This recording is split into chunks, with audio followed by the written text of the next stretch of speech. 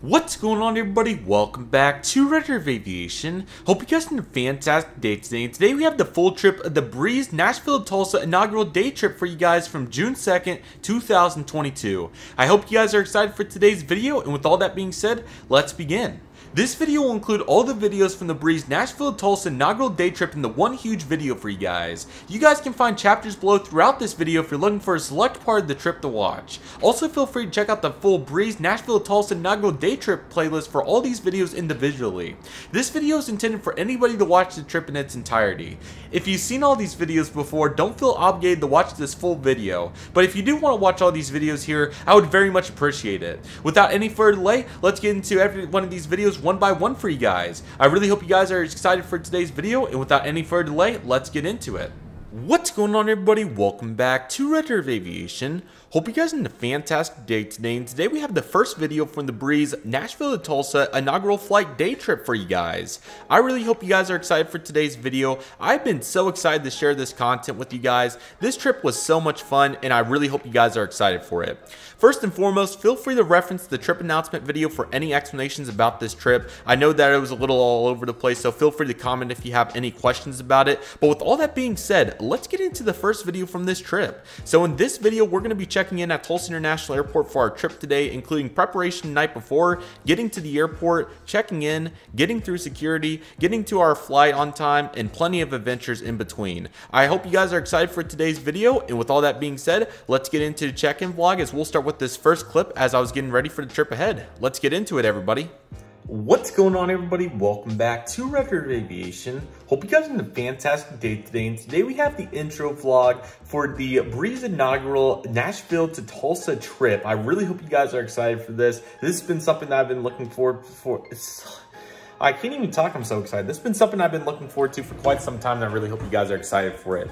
So today we're gonna be getting ready to go over to Tulsa, get started for the Nashville inaugural. This is gonna be awesome on Breeze. I'm sure the voiceover will have a little bit more formal. I'm kind of in a rush. I have like 10 minutes till I'm gonna leave, and I still have everything to pack, which is bad.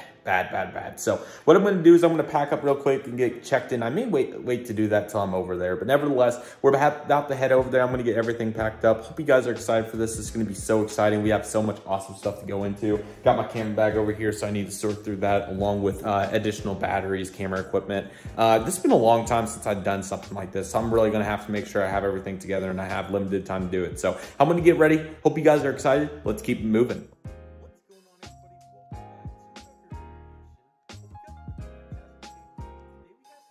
What's going on, everybody? Hopefully everybody's having an awesome Wednesday evening. So excited on the way to Tulsa. We got an epic day trip tomorrow. We're going to be taking the inaugural Breeze Airways flight from Nashville to Tulsa. I'm super excited.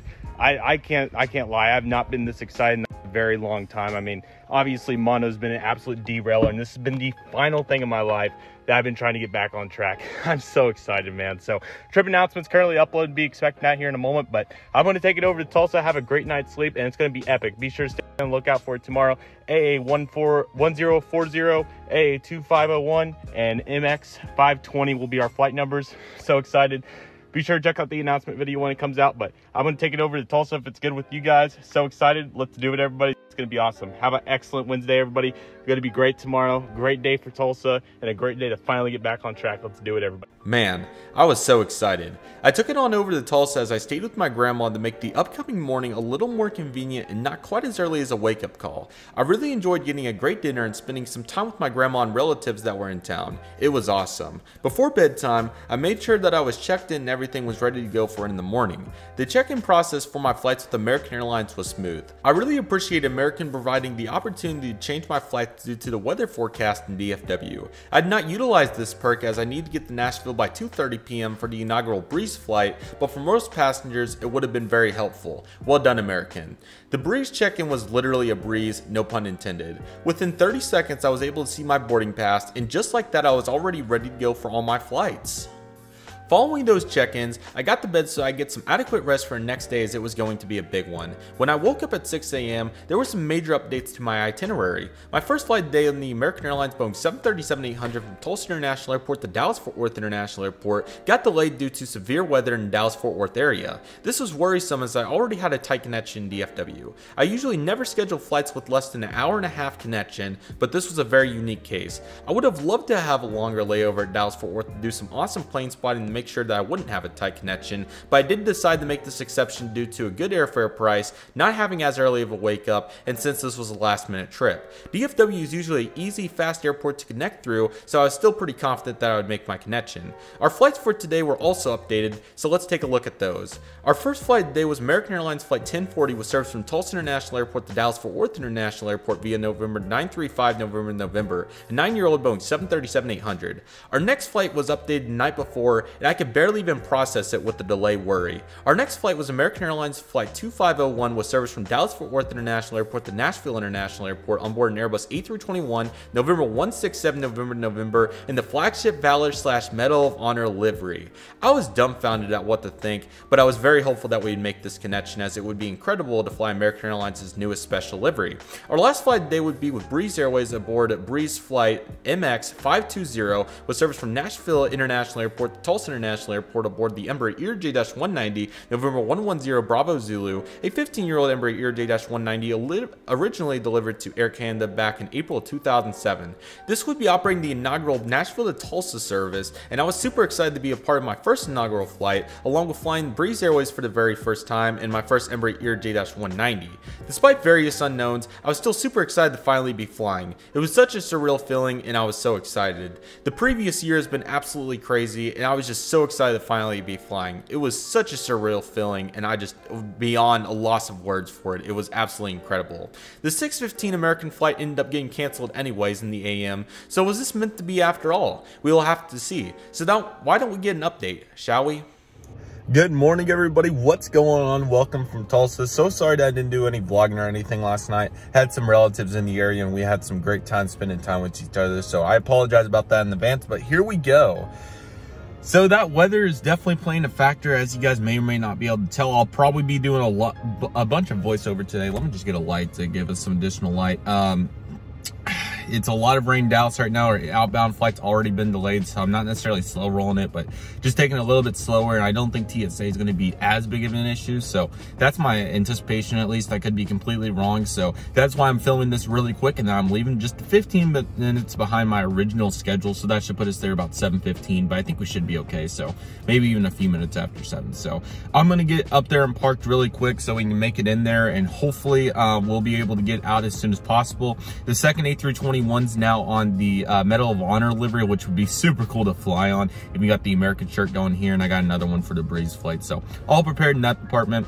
The worst thing I forgot was my belt for my shorts today. I think we'll be okay. So nevertheless, I'm very excited. I hope you guys are as well. I think it's going to be great. Trip announcement's still trying to upload, but that is what it is. So I'm going to let that keep trying. But yeah, sorry that was a little abrupt, but I'm so excited for this trip. I hope you guys are as well. It could be a complete crap show. I may just end up spotting in Dallas all day. I may hopefully not a hotel in Nashville, but I'll do what I gotta do if I can find one for 18-year-olds. And lastly, if I need to spot in Tulsa, may just turn in that. We'll see. But we're going to take it off to the airport. I'm really excited. I hope you guys are as well. And let's get this going no matter what. Here we go, everybody. Man, guys, take a look at this. This thing is 100% full right now. Oh my goodness. Even during normal times, this garage was never full. I mean, pre-pandemic, you guys can watch my videos. It was usually like maybe 3/4. This thing is busting, dude. I could barely find a spot. I'm just feeling blessed that I found a spot, man. That's incredible. But this is a vibe, man. Got everything we got the mask, even though it's not required anymore. We're not gonna get into that right now. So I hope you guys are as excited as I am. We got the bag, we got everything we need, and we got something taken off. Let's see what it is. Attempt, keyword, attempt. But look at all these cars, oh my gosh. This is insane, dude. You love to see it.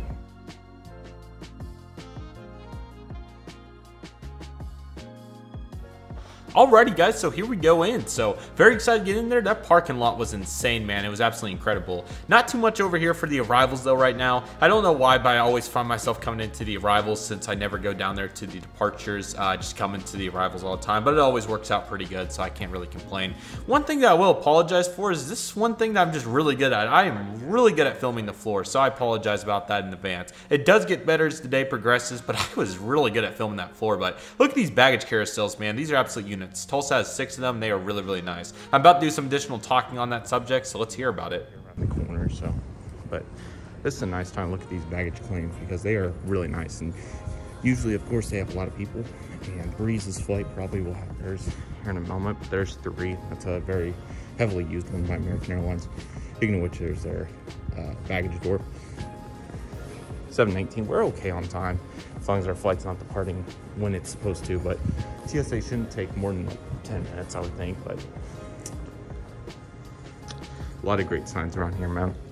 But yeah, these are usually just used for whatever. Great park right here, great infrastructure. Here's over here, got fire truck going on, so that's nice, but that's where everybody usually checks in. I would check in down there, me and my family will when we have bags and such, as you guys saw, but no bags, so we're just gonna go over to an American kiosk. And if it doesn't work, it is what it is, but they'll probably be like, you need to change your trip. And you know, I probably should, but you know what I'm gonna do? I'm gonna give my best shot, and if we're late, then I'll change it later. That's my plan. So the American kiosk is over here, so well, let's go through the main portion because I always like doing that. And the American kiosk ended up being broken, so I did end up taking the escalators down because I really like those printed boarding passes. I don't know about you guys, but those boarding passes are very sentimental to me. So I did go get my boarding passes. That is the only reason I had to use that kiosk. But those things are unit, as you can see right here. They are really, really nice. They always do a really good job. So yeah, they're never usually breaking or anything. So that's really nice about them. So it was great to get checked in right there, and it was absolutely perfect. Alrighty, everybody, we've got the boarding passes. We're good to go. Very excited. This is going to be a great day, man.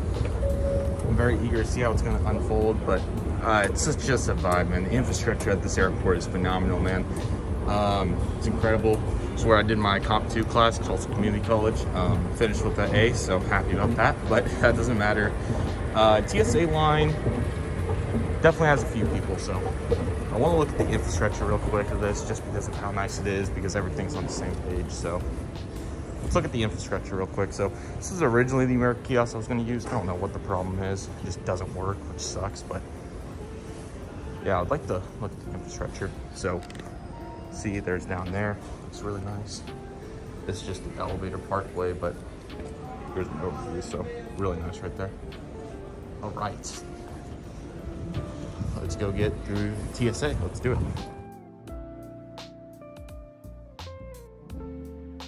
Alrighty, everybody, we are in. Welcome.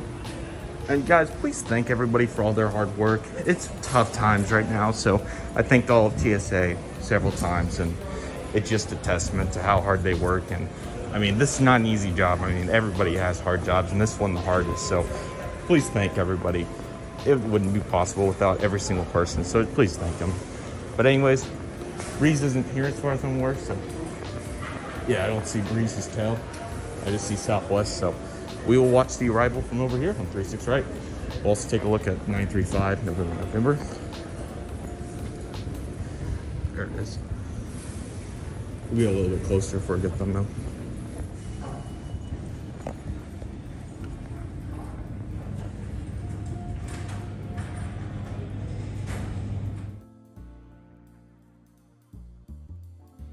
After going to take a look at the gate area, there was still approximately 40 minutes till boarding was going to start. I decided to use this time to do some plane spotting and to look around at Tulsa International Airport in more detail. So let's do this.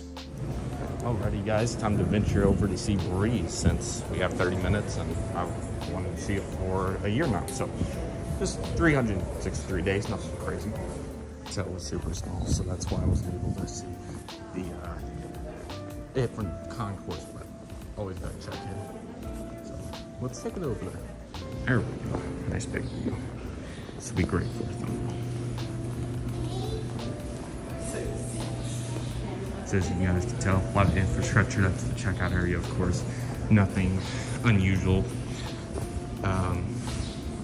But yeah, the Breeze flying 190 right now due to certification issues with 220. So yeah, I'll be eager to see what today turns into. I guess not all hope is lost.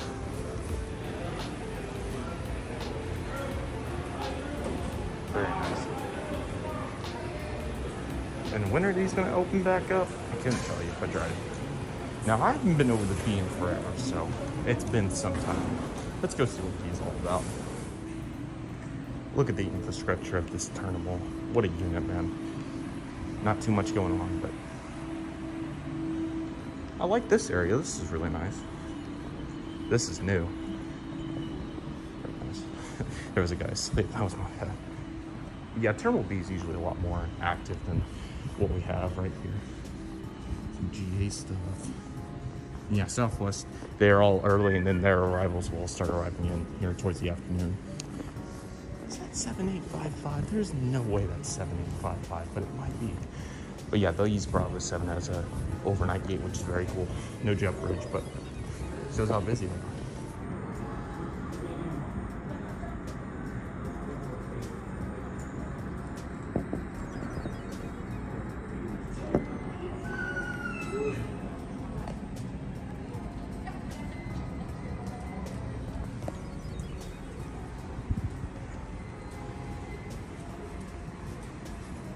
We'll slowly start to migrate back over. This is great to get a look at Breeze.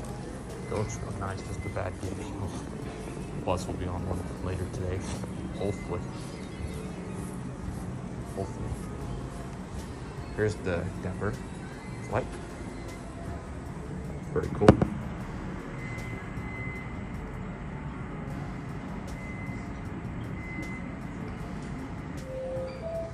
A good few people, not as many as what you would like on Thursday morning, but I'm sure they'll get going with it.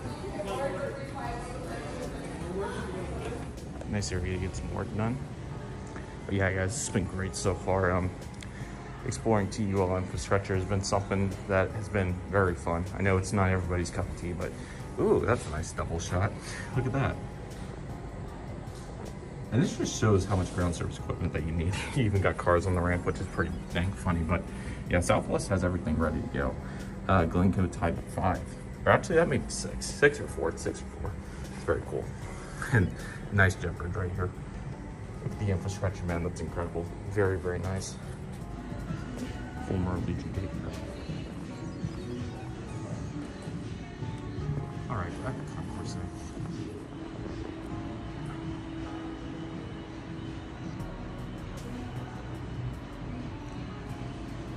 That's BS. There's much more rain than that. Great infrastructure at Terminal B. This is awesome. They did a really good job. Again, I haven't been over here in a while, so it was great to get to check out B. Hopefully I'll be back in a little bit.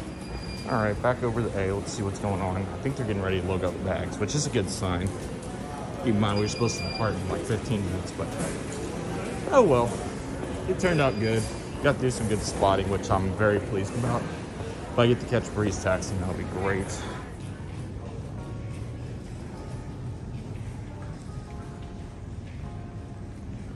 It's been a great facility for the last 5 years. Yes, they're loading bags. The real question is what Nashville is doing. Let me take a look. Great to get the full look at the concourse right there. Yeah, let's see what's going on over here at Alpha 5.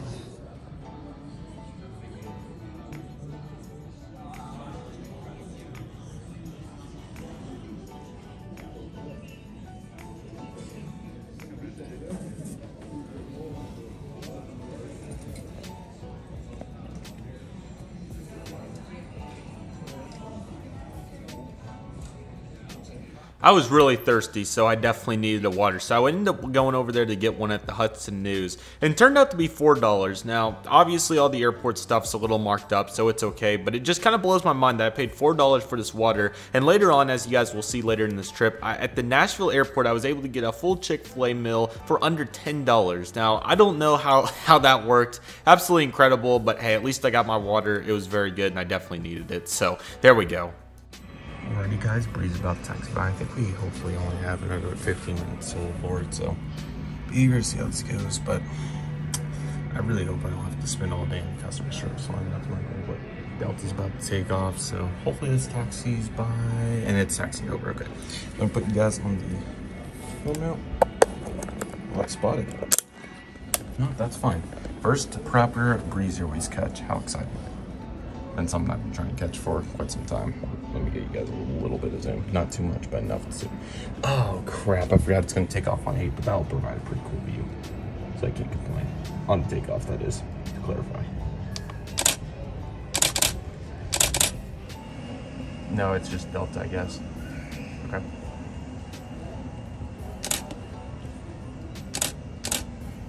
Yeah, just Delta. I thought I was getting a double shot right there. Saw that on my peripheral vision, but oh, yes, we are getting double.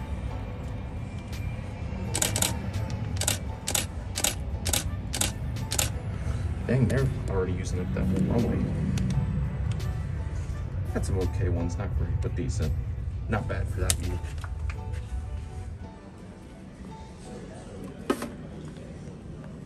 Boarding in a few minutes, very excited. I think I'm in group 2. I think I'm pretty sure that's it. Oh, I'm in group 1. Okay, so this is my first time in group 1. So there we go. Very nice. But yeah, we also gave now an itinerary ticket, which is nice. So very helpful. So we got boarding 8:30. So hopefully gonna get out of here ASAP. And yeah, feel really bad for everybody at the customer service line, but yeah. Alright, let's do this. But expect a only 8 departure. It's gonna be great. I'm really excited for that. That'll be great. Unique asset, especially in first class on the right side seat terminal. Okay.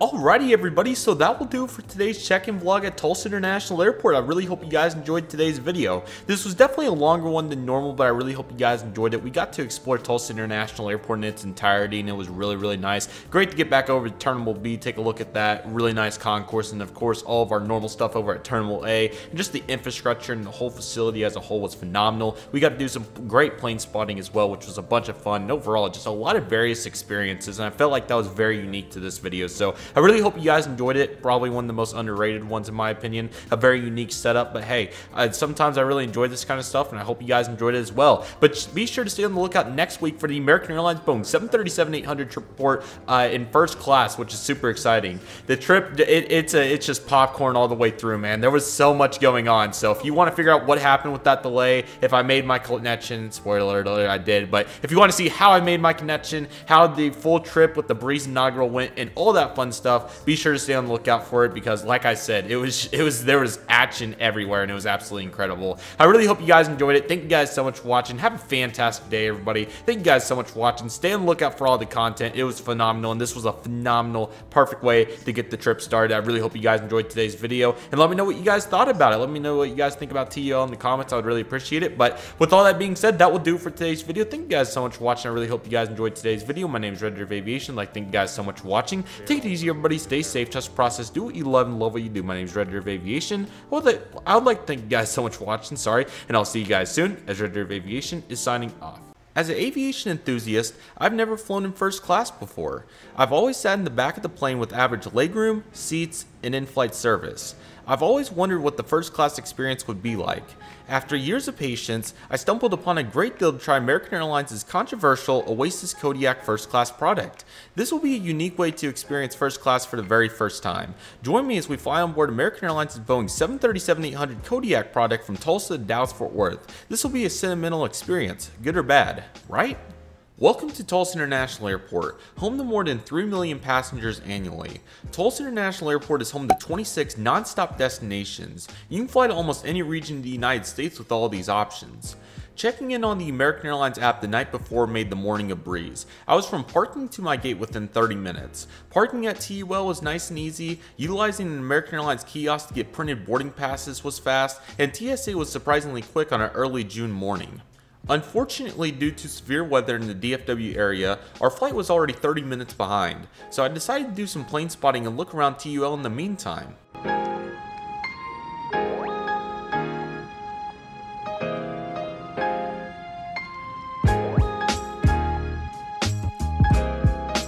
The delay went by quickly as it was already time to board our American Airlines Boeing 737-800 November 935 November with service to Dallas-Fort Worth. This would be my 11th time on record flying this route, and I couldn't be any more excited to experience first class for the very first time. Let's get on board, shall we?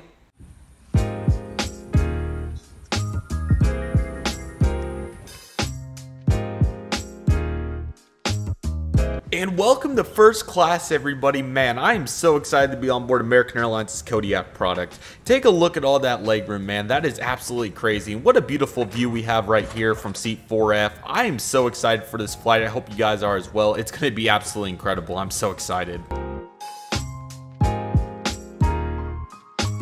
And here we go with the pushback, everybody. Be sure to stay on the lookout for the full pushback, engine start, and taxi video amongst other in-flight videos, as those will be coming very soon.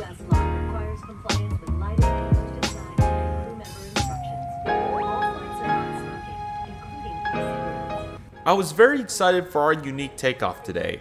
Due to light winds, surface checks were occupying runway 36 right, and as a result we utilized runway 8 for our departure today.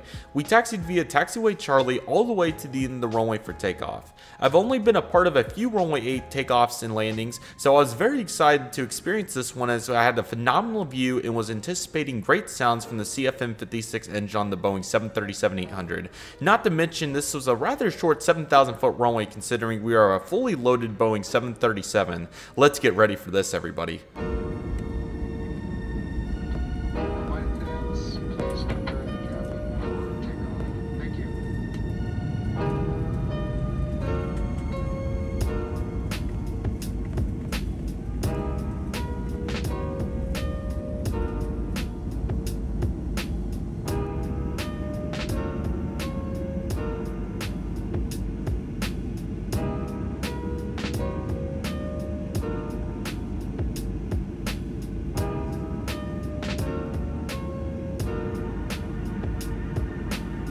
And here we go with the takeoff from runway 8, everybody. I really hope you guys enjoyed this takeoff. It was absolutely incredible.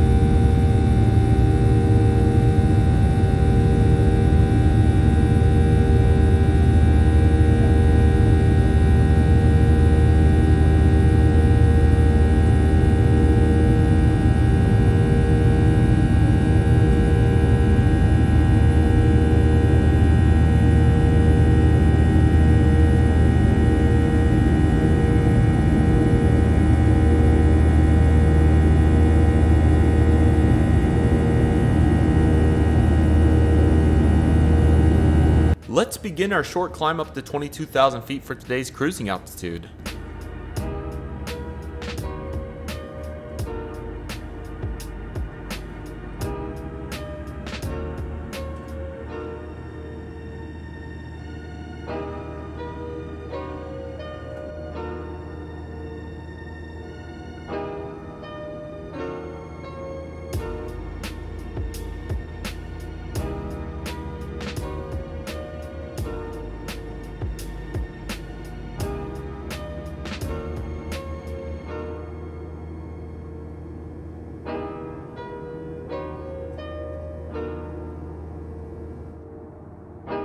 And let's take a more in-depth look here at American Airlines' Kodiak product. As you guys can see right there, there's a very nice console piece right there, which is very nice. And here we have the seat back contents with the safety card and the in-flight entertainment panel, which is very nice.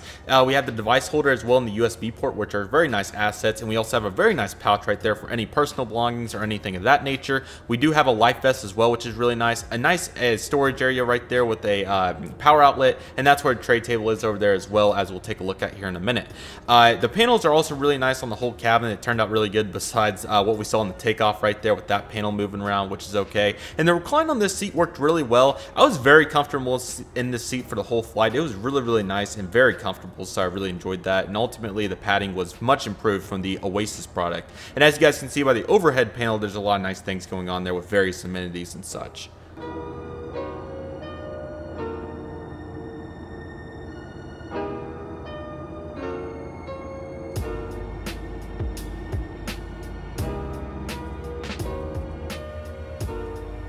Alrighty everybody, here we go with the tray table. I was very excited to get this tray table out, as I've never experienced what a first class tray table is like. As you guys can tell, I was having a pretty hard time getting it out, but luckily I found the release piece at long last and it finally came up just like so. And it's really nice. So as you guys can see right here, we have the first big piece. This is about the size of an iPad and it's really nice for just drinks and things like that. It's a pretty good size, so if you're looking to do small things on it, it's very nice, or even just having a snack or whatever the case may be. There's also this really nice prop piece, which is really nice if you're trying to prop something up, so that is very nice. Here's the full table as well. Very nice, and definitely can have a really nice meal on that or anything like that. So that is really good for the Kodiak product. Here we go with the seat back contents. We have the September 2021 rendition of the Boeing 737-800 safety card. I really enjoy American putting the colors on the safety cards, and I think it's really nice. So glad to see that safety card going strong. Here we have the entertainment card right here. This is also very nice, helping get connected to Wi-Fi and all that fun stuff. It unfortunately did not work on this flight, which was a huge bummer, but be sure to stay on the lookout for my next trip port in Kodiak, as that Wi-Fi did work and we had a really fun event there, so that was really nice. But as you guys can tell, there's a lot of great things in the information card, and if you're looking for anything, this probably has it. So that's really nice gesture right there from American. I was really glad to have that. Lastly, you had the air sickness bag if you ever need it, and it's really nice. Definitely missing the American way nevertheless. Here's the lavatory. As you guys can see, there I am right there. The lavatory was a pretty good space. It was very unique getting used to the front lavatory. I never really got to do that, so it's really cool to get to utilize that, excuse me. As you guys can tell, the sink right here was also going very strong, so that was very nice. And here we are cruising at 22,000 feet. As you guys can see, we have some absolutely beautiful clouds, and it was really nice to get to see these on our way down to Dallas. As you guys can see, another look at our first class seat, man. It's such a vibe to sit in first class. I'm just feeling so fortunate that I was able to do this. Again, got a really good deal on this. It was only an additional $100 from the original ticket price, which was really good. There's another look at the device holder. Really good for iPads and things of that nature. So definitely an interesting invention in my opinion, but it looks really nice. So looking great, phenomenal legroom, and just such a vibe right here. Take a look.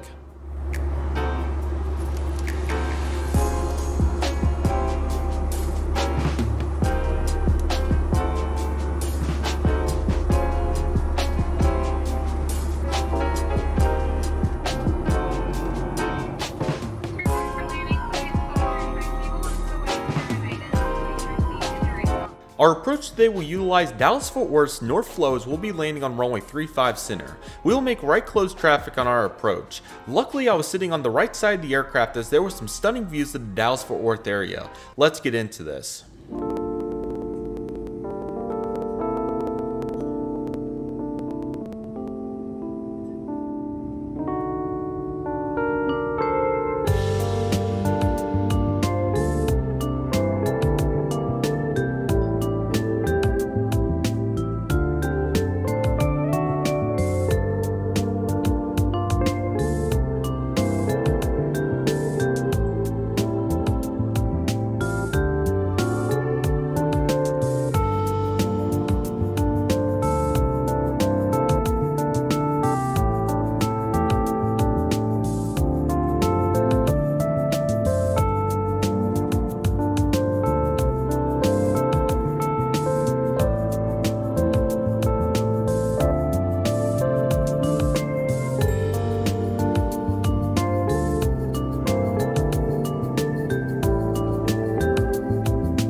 I thought American Airlines did a phenomenal job with this flight. I had a blast experiencing first class for the very first time and observing our flight in various ways. American Airlines' Kodiak product is not a top tier first class seat by any means, but definitely provides solid amenities and service. I was personally very impressed and excited to see attentive flight attendants, a large tray table, an infinite amount of legroom, among many other small details. I would recommend American Airlines' Kodiak product to anybody looking for attentive service, plenty of legroom, and a solid platform to get some work done. Despite the controversial reviews, I think American Airlines' Kodiak product is still a decent first class seat and definitely gets the job done on various routes in American Airlines' network. Be sure to stay on the lookout for all the in-flight content to come from this leg of the trip, but nevertheless, here's our landing on the runway 35 Center at Dallas-Fort Worth International Airport. Enjoy, everybody.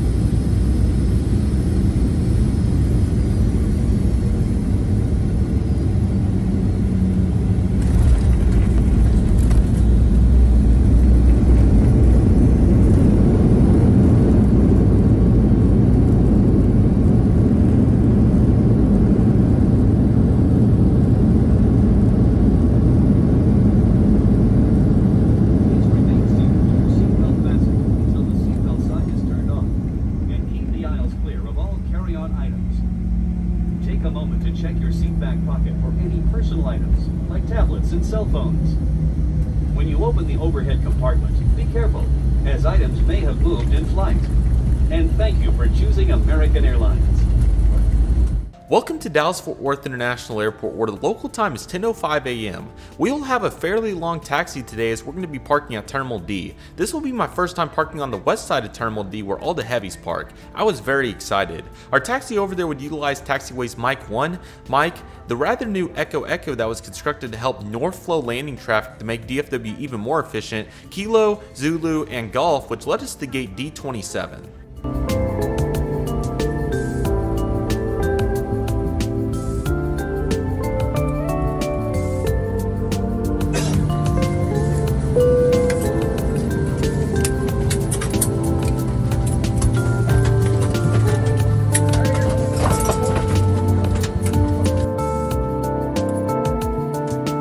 Thank you guys so much for watching this trip report on board the American Airlines Boeing 737-800 from Tulsa International Airport to Dallas-Fort Worth International Airport and American Airlines' Kodiak first class product. Be sure to stay on the lookout to see if I make my connecting flight, all the in-flight videos from this leg of the trip, and what's the next wild turn of this day trip going to be. I apologize for the lack of footage towards the end of this leg of the trip as I was attempting to make my connecting flight, and I think you guys will see why in the upcoming content from this trip. But with all that being said, that will do it for today's video. Thank you guys so much for watching. I really hope you guys enjoyed today's video. My name is Redriveraviation. I'd like to thank you guys so much for watching. Take it easy, everybody. Stay safe. Trust the process. Do what you love and love what you do. My name is Redriveraviation. I want to thank you guys so much for watching, and I'll see you guys soon as Redriveraviation is signing off. Let's go through some in-flight instructions so we can get you safely on your way. First, make sure your seat is upright at the top of the buckle. And remember, seatbelts should be fastened whenever you're seated in case of unexpected turbulence. U.S. law requires compliance with lighted and posted signs and crew member instructions. All flights are non-smoking, including e-cigarettes. It's against the law to tamper with, disable, or destroy the lavatory smoke detectors. Doing so may result in a fine. The safety card in your seat pocket explains the safety features of this airplane, including the location and operation of exits and flotation devices. But of course, don't hesitate to ask our crew members questions. This airplane has 2 exit doors in the front, 4 window exits over the wings, and 2 exit doors in the back. Take a moment to locate the nearest one, and keep in mind, it may be behind you. All door exits have evacuation slides to use in the unlikely event of an emergency. When directed to exit, jump onto the slide and move away from the airplane. In a water evacuation, life rafts are located in marked ceiling compartments. All exits are clearly marked with signs and opening instructions. If needed, exit path lighting in the aisle will illuminate near the floor to guide you to an exit indicated by signs and lights. In the event of an emergency, leave all belongings and proceed to the closest usable exit. If needed, oxygen masks will drop from an overhead compartment. Remain seated with your seatbelt fastened and pull the mask down to start the flow of oxygen. Place the mask over your nose and mouth and put the elastic band over your head. Pull the straps to tighten and breathe normally. You should always put on your mask before helping others. Oxygen is flowing even if the bag does not inflate. Life vests are located under, next to, or between your seat. For help locating them, see your safety card. To remove the vest, pull the tab or compartment handle to break the seal. If equipped with an elastic harness, remove the harness before opening the pouch. Take the vest out as shown on the safety card and put it over your head. Wrap the strap around your waist, attach the buckle, and pull tight. Once outside, pull the tab to inflate your vest or blow into the red tube. In the water, a light on your vest will automatically illuminate. If necessary, an infant life vest will be distributed by a crew member. See your safety card for more details on how to use it. We will be dimming the cabin lights for takeoff. Individual reading light controls are at each seat. It's our honor to care for you on your journey. If you have any questions, please refer to your safety card or ask any of the crew members as they do their final cabin check. And as always, let us know if there's anything we can do to make your time with us more enjoyable.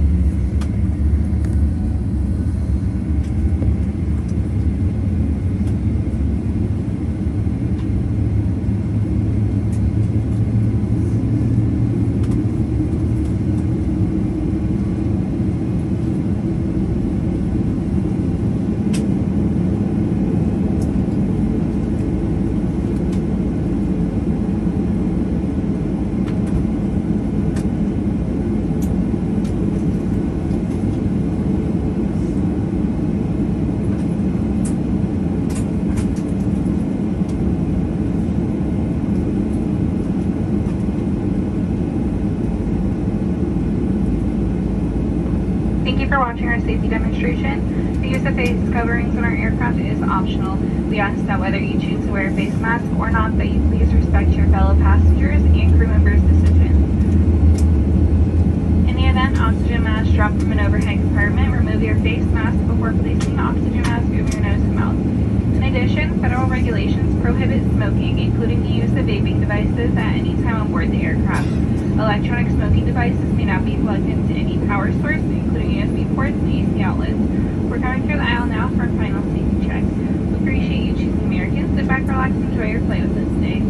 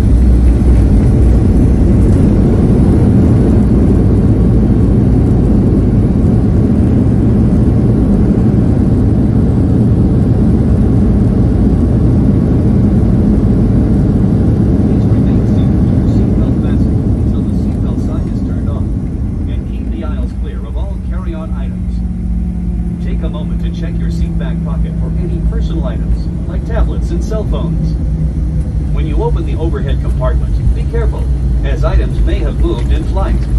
And thank you for choosing American Airlines.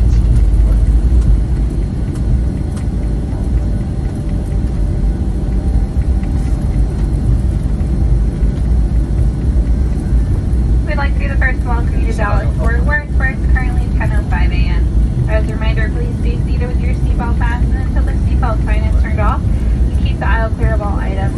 Don't forget to check your seat back pocket and surrounding area to ensure you have all your belongings like cell phones, tablets, or chargers. To help keep our cabin clean, we ask that you please take any remaining items with you and place them in the trash bin once you exit the aircraft. When you open the overhead compartment, please be careful as items may have moved in flight.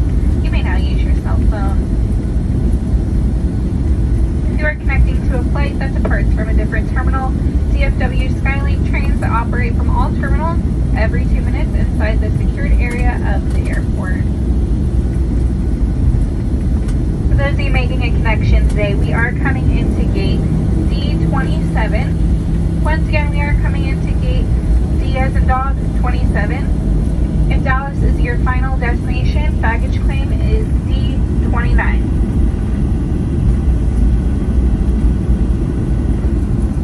We know you have a choice in the airline, so whether you're staying or passing through, we thank you for choosing American Airlines to be part of your journey, because you are why we fly. Have a wonderful day.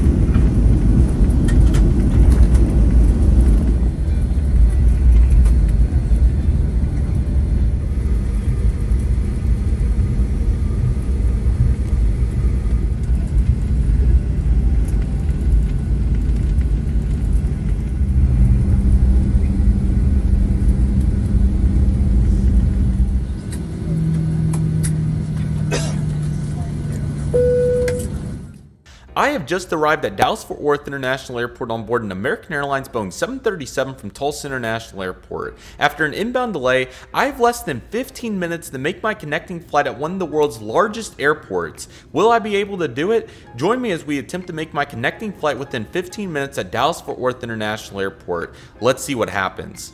Before we see if I make my connecting flight, let me explain myself and why we're in the position we are. I usually would always schedule a sufficient amount of time during a connection at any airport, therefore, my normal threshold is around 2 hours for an ideal connection time. In the case of this trip, I was making my way to Nashville, Tennessee to fly on board Breeze Airways inaugural service from Nashville to Tulsa. The flights I reserved with American Airlines were made rather late as these tickets were purchased 8 days before the flight. I chose this itinerary for various reasons. First, the price of the flights were very reasonable considering how short of a notice this reservation was.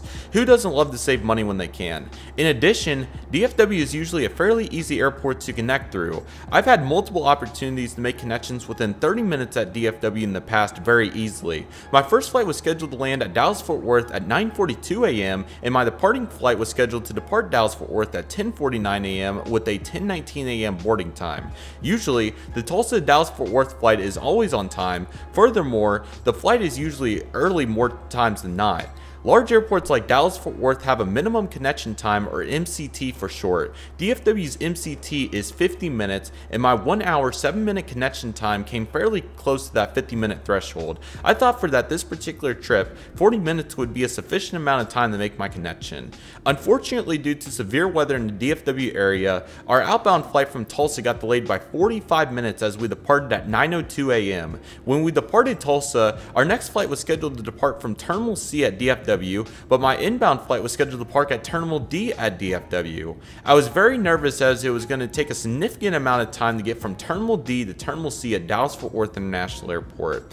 When I connected to the in-flight Wi-Fi and checked the American Airlines app, I was relieved to see that our connecting flight had a gate change to gate Delta 20 and our flight was coming into D27. I felt much better about making my connection within 7 gates rather than making it to the other side of the airport within 15 minutes. Thank goodness for this change. We landed on the east side of DFW on runway 35 center, and as a result we had a 15-minute taxi over the gate D27. It was a nerve-wracking taxi, but I was super hopeful that we'd make our next flight to Nashville. Thank goodness I was also in front of the plane in first class so I could get off as soon as possible. Let's see what happens, shall we?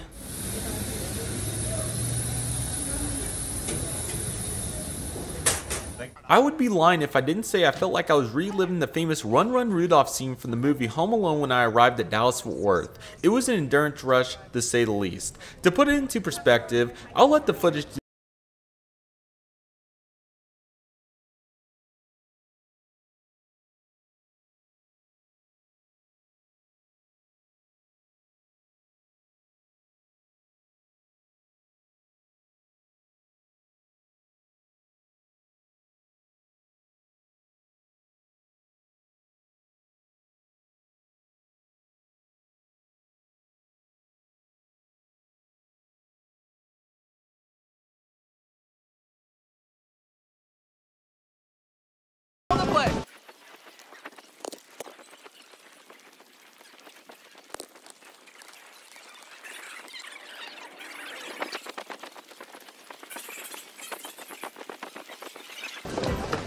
Did we miss the flight? No, you just made it.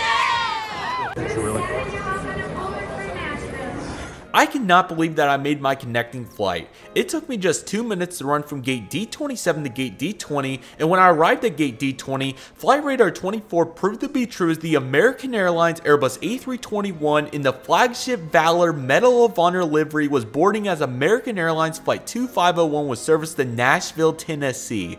I was dumbfounded when I got to the gate to see this stunning brand new special livery, knowing I had a ticket to fly on board this beautiful aircraft.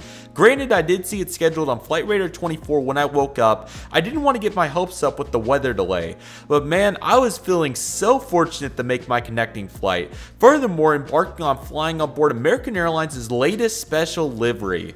I've only been on one special livery aircraft several years ago, so finally flying on another special livery aircraft in this connotation was rather inconceivable. I felt so fortunate that I was able to make my connecting flight. There is no way I make this connection if this flight departs out of Terminal C. Absolutely unbelievable. I was at a loss for words. Thank goodness for the gate change. We would be having a completely different conversation right now if not for that. Absolutely unbelievable. I hope you guys enjoyed watching me barely make my connecting flight at Dallas-Fort Worth International Airport. I was very fortunate for everything to go my way. 95% of the time that connection is not possible due to sitting in the back of the inbound aircraft, gate changes, and much more. I will always look back at this experience and thank everything that went right to make this possible, along with the critical gate change to gate D20s that somehow gave me a chance to make my connecting flight. Speaking of which, stay on the lookout for the American Airlines Airbus A321 Medal of Honor livery Kodiak trip report, as you guys will see why I'm feeling so fortunate that I made my connecting flight and why I'm still in shock about it to this day. But with all that being said, that will do it for today's video. Thank you guys so much for watching. I really hope you guys enjoyed today's video. My name is Redriveraviation. Thank you guys so much for watching. Take it easy, everybody. Stay safe, trust the process, do what you love and love what you do. My name is Redriveraviation. I want to thank you guys so much for watching, and I'll see you guys soon as Redriveraviation is signing off.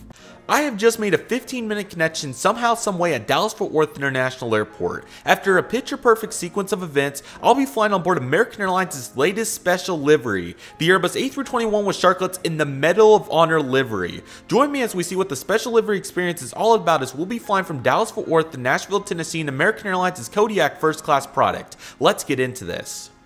Welcome to Gate D20 at Dallas-Fort Worth International Airport. Feel free to check out the DFW Layover vlog to see how I somehow made this short 15-minute connection. This connection definitely did not go according to plan, but I'm so fortunate that I somehow made my connecting flight. Before we get on board, let's talk about the American Airlines Medal of Honor livery and why it is such an important livery in the US aviation sector.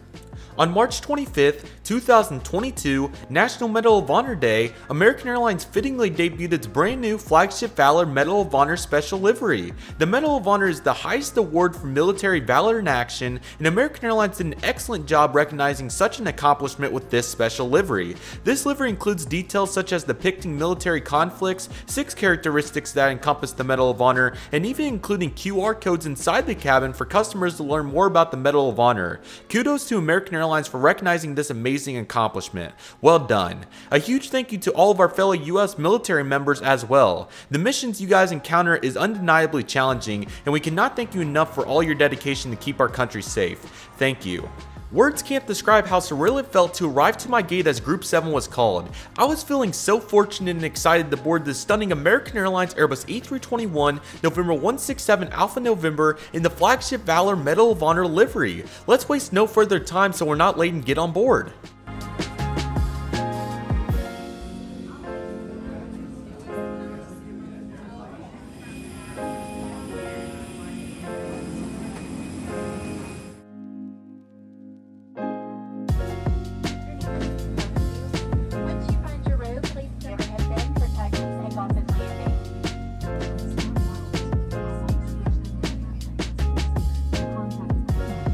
And here we go on the Pushback, everybody. Be sure to stay on the lookout for the full Pushback videos. That'll be coming very soon.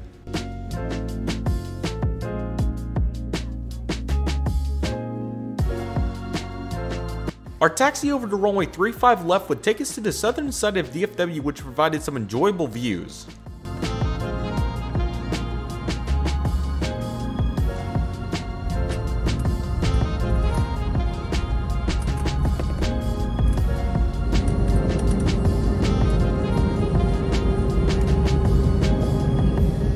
And here we go with the takeoff, everybody. Be sure to stay on the lookout for the full takeoff videos. That'll be coming out very soon. Enjoy this engine buzzsaw, everybody. It was absolutely incredible.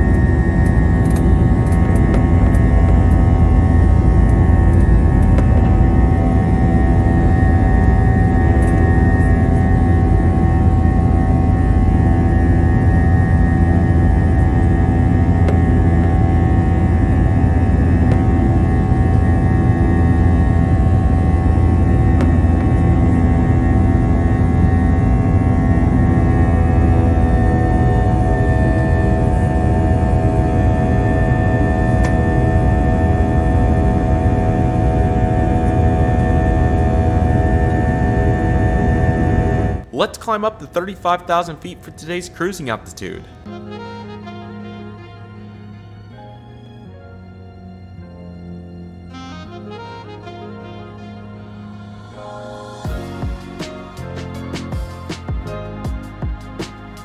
Take a look at these beautiful cloud layers. What a unique formation of low, middle, and high level clouds. These are incredible.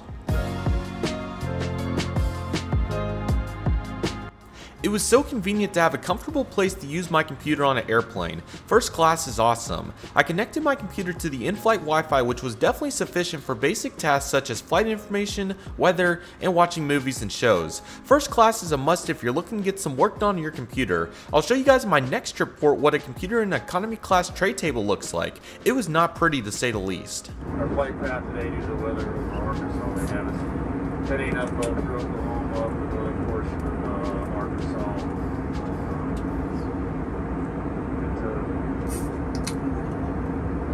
Into Missouri, and then the onboard flight pass for internet access was $15, which I thought was a really expensive price for a 1-hour flight. Thank goodness American provides complimentary entertainment and messaging on board for free. Perhaps American is trying to make up money for all the free items they let us utilize on board. Comment below what you think about this. Despite the price tag, I had a super cool idea in mind that I wanted to make a reality, and I thought this special occasion would be a unique opportunity to do as such. While cruising at 35,000 feet, I bought the flight pass and somehow did a live stream on YouTube in an airplane for the very first time. I can't believe that I thought of this rather unique idea, but I'm so glad I did as many of you guys enjoyed it. I can't help but recognize how amazing technology found in aviation is. The fact that I can pull a computer out of my bag, which is incredible as it is, connect it to a Wi-Fi router that's over 6 miles in the air moving at 600 miles per hour, and send a live video feed back to the ground for people to see. I mean, words can't describe how insane that is to me. This was a blast to do, and I hope to debut more unique ideas like this in the future.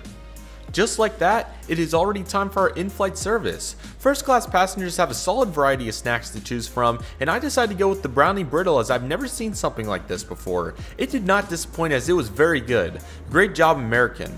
I decided to track our flight on Flight Radar 24, which is always very fun to do from the air. I noticed that our flight was going very fast, so I was curious if we had a big tailwind, and we sure did. Winds were out of the southwest at nearly 50 miles per hour. What a killer tailwind at this altitude. Alrighty, so here we go with the seat back contents. Of course, we got to take them out from the really nice holder. Those are very nice. So beginning right here, we have the A321 EWO, or the Sharklet safety card. This is really cool to see another nice revision from February 2022, and it was very nice to get to see the green on top. I thought that was really nice. Next, you have the entertainment card right here with all your in-flight entertainment, Wi-Fi, and all that fun stuff, Apple Music. A lot of really good stuff right there for Americans, so that was really cool. And lastly, you have the air sickness bag as well. Very nice. Let's dive into the American Airlines Airbus A321 fleet assessment in even more detail in the Medal of Honor special livery. American Airlines operates 218 Airbus A321s with various configurations, including combinations of the CFM and IAE engines along with fence tips and sharklets. I've flown only 2 of the A321s with fence tips, but never an A321 with sharklets. I was super excited to finally fly an American Airlines Airbus A321 with sharklets. Furthermore, one of only 3 special liveries on the A321, with the other 2 special liveries being the Stand Up the Cancer special livery along with the US Airways Heritage special livery.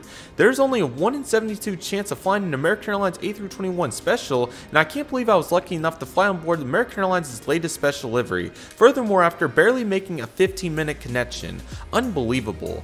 I've only been on one special livery aircraft in the past, the Allegiant Air Airbus A320, November 218 November Whiskey, and the Make-A-Wish special livery from Tulsa to Orlando. What a cool experience. It was so cool to finally fly on board my second ever special livery at long last, and what a special way to do it. My apologies as we kinda got sidetracked from the fact that we were flying on board this incredible special livery. My goodness. The American Airlines Flagship Valor Medal of Honor livery is such a meaningful livery and has an incredible purpose, to say the least. Feel free to check out the link in the description for even more details about American Airlines' Medal of Honor livery, from the variations of the Medal of Honor to the major conflicts. This is such an interesting livery to learn about. I can't thank American Airlines for developing this livery enough.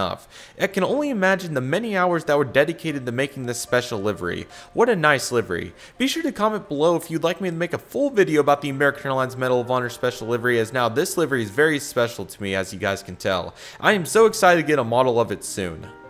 Alrighty, and here's a more detailed look at our seat right here. Off to the left, we have a very nice storage compartment and universal power outlet. Then in the front right here, we also have a very nice storage pouch, which is very helpful and really nice. On top, we have a nice compartment for all the in-flight materials right there. And then off to the left, we have some nice paneling and a very nice seat pad right there as well. And here's a more detailed look at the lavatory right here. Sorry that it feels a little claustrophobic filming in here, but it's definitely sufficient to get your business done. What a cruising session this has been so far. Take a look at all these different clouds. From Cumulus to Cirrus, we've seen it all in this flight. Take a look at that fine detail on the Sharklet as well. American Airlines hit a home run with this effort. Very nice.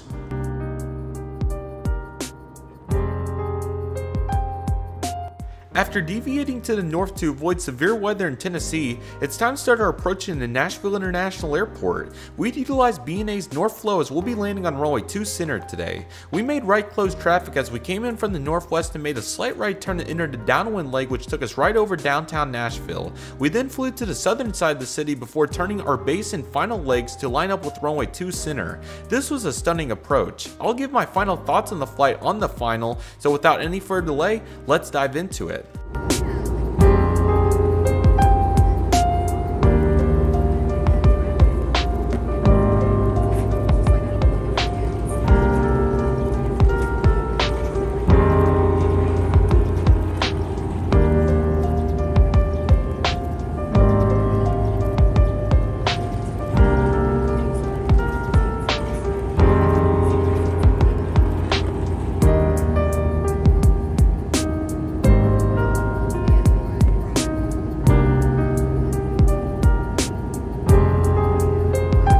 I thought American Airlines did a sufficient job with this flight.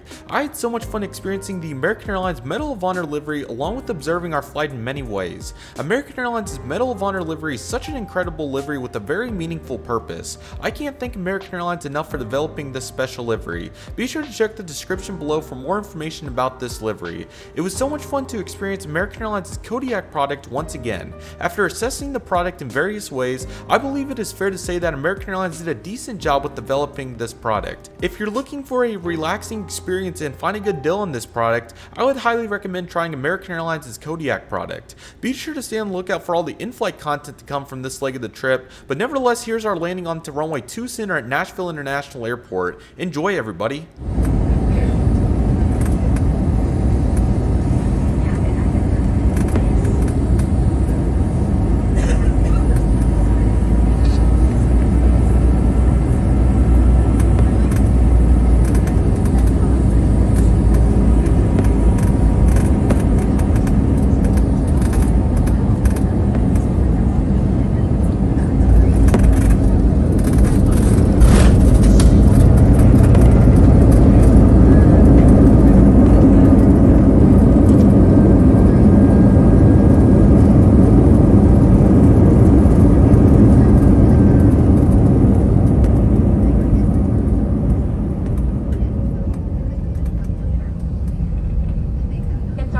Welcome you to Nashville. It's currently 12:38. Please remain seated with your seatbelt fastened until we come to a complete stop at the gate and the pilots turn off the seatbelt sign. Use caution when opening up the overhead bins, and please take time to check around you for items that you've had out in flight. We'll be arriving at gate C as in Charlie 11. On behalf of American Airlines and our One World partners, thank you all so much for flying with us today. We look forward to having you on another flight soon. We would have a very short taxi to gate C11 as we would make just a few turns and cross over runway 31.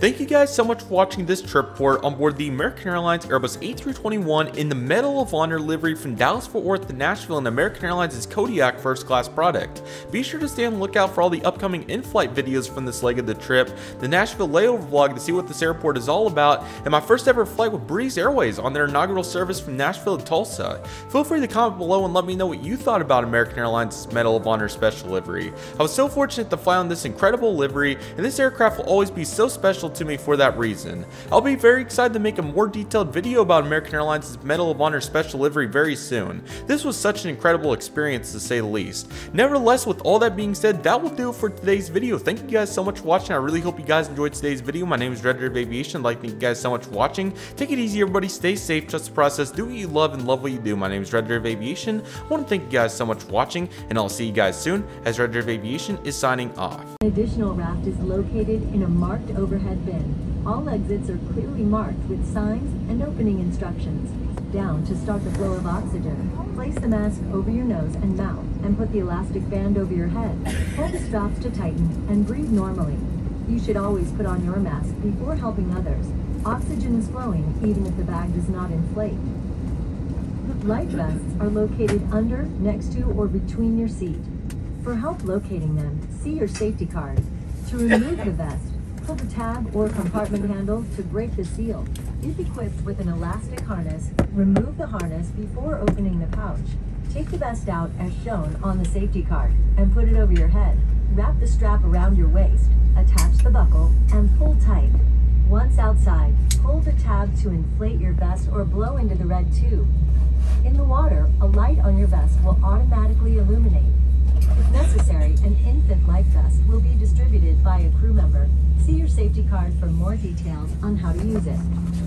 We will be dimming the cabin lights for takeoff. Individual reading light controls are at each seat. It's our honor to care for you on your journey. If you have any questions, please refer to your safety card or ask any of the crew members as they do their final cabin check. And as always, let us know if there's anything we can do to make your time with us more enjoyable. Thanks for watching our safety demonstration. The use of face coverings on our aircraft is optional. We ask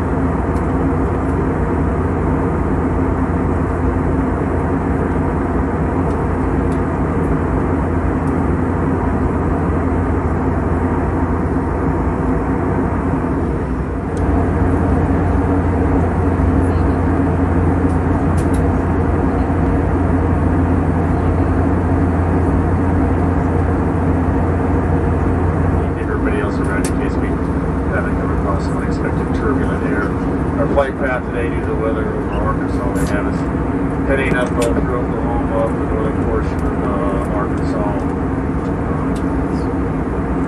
into southern Missouri, and then come in to Nashville, Tennessee from Kentucky from the north side.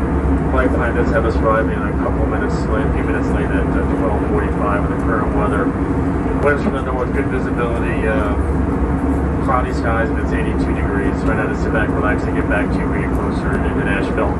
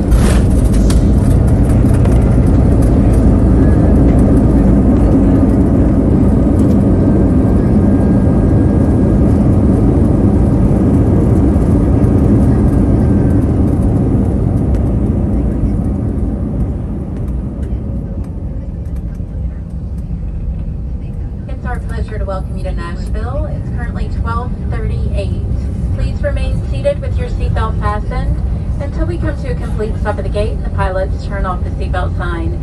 Use caution when opening up the overhead bins, and please take time to check around you for items that you've had out in flight. We'll be arriving at gate C as in Charlie 11. On behalf of American Airlines and our One World partners, thank you all so much for flying with us today. We look forward to having you on another flight soon.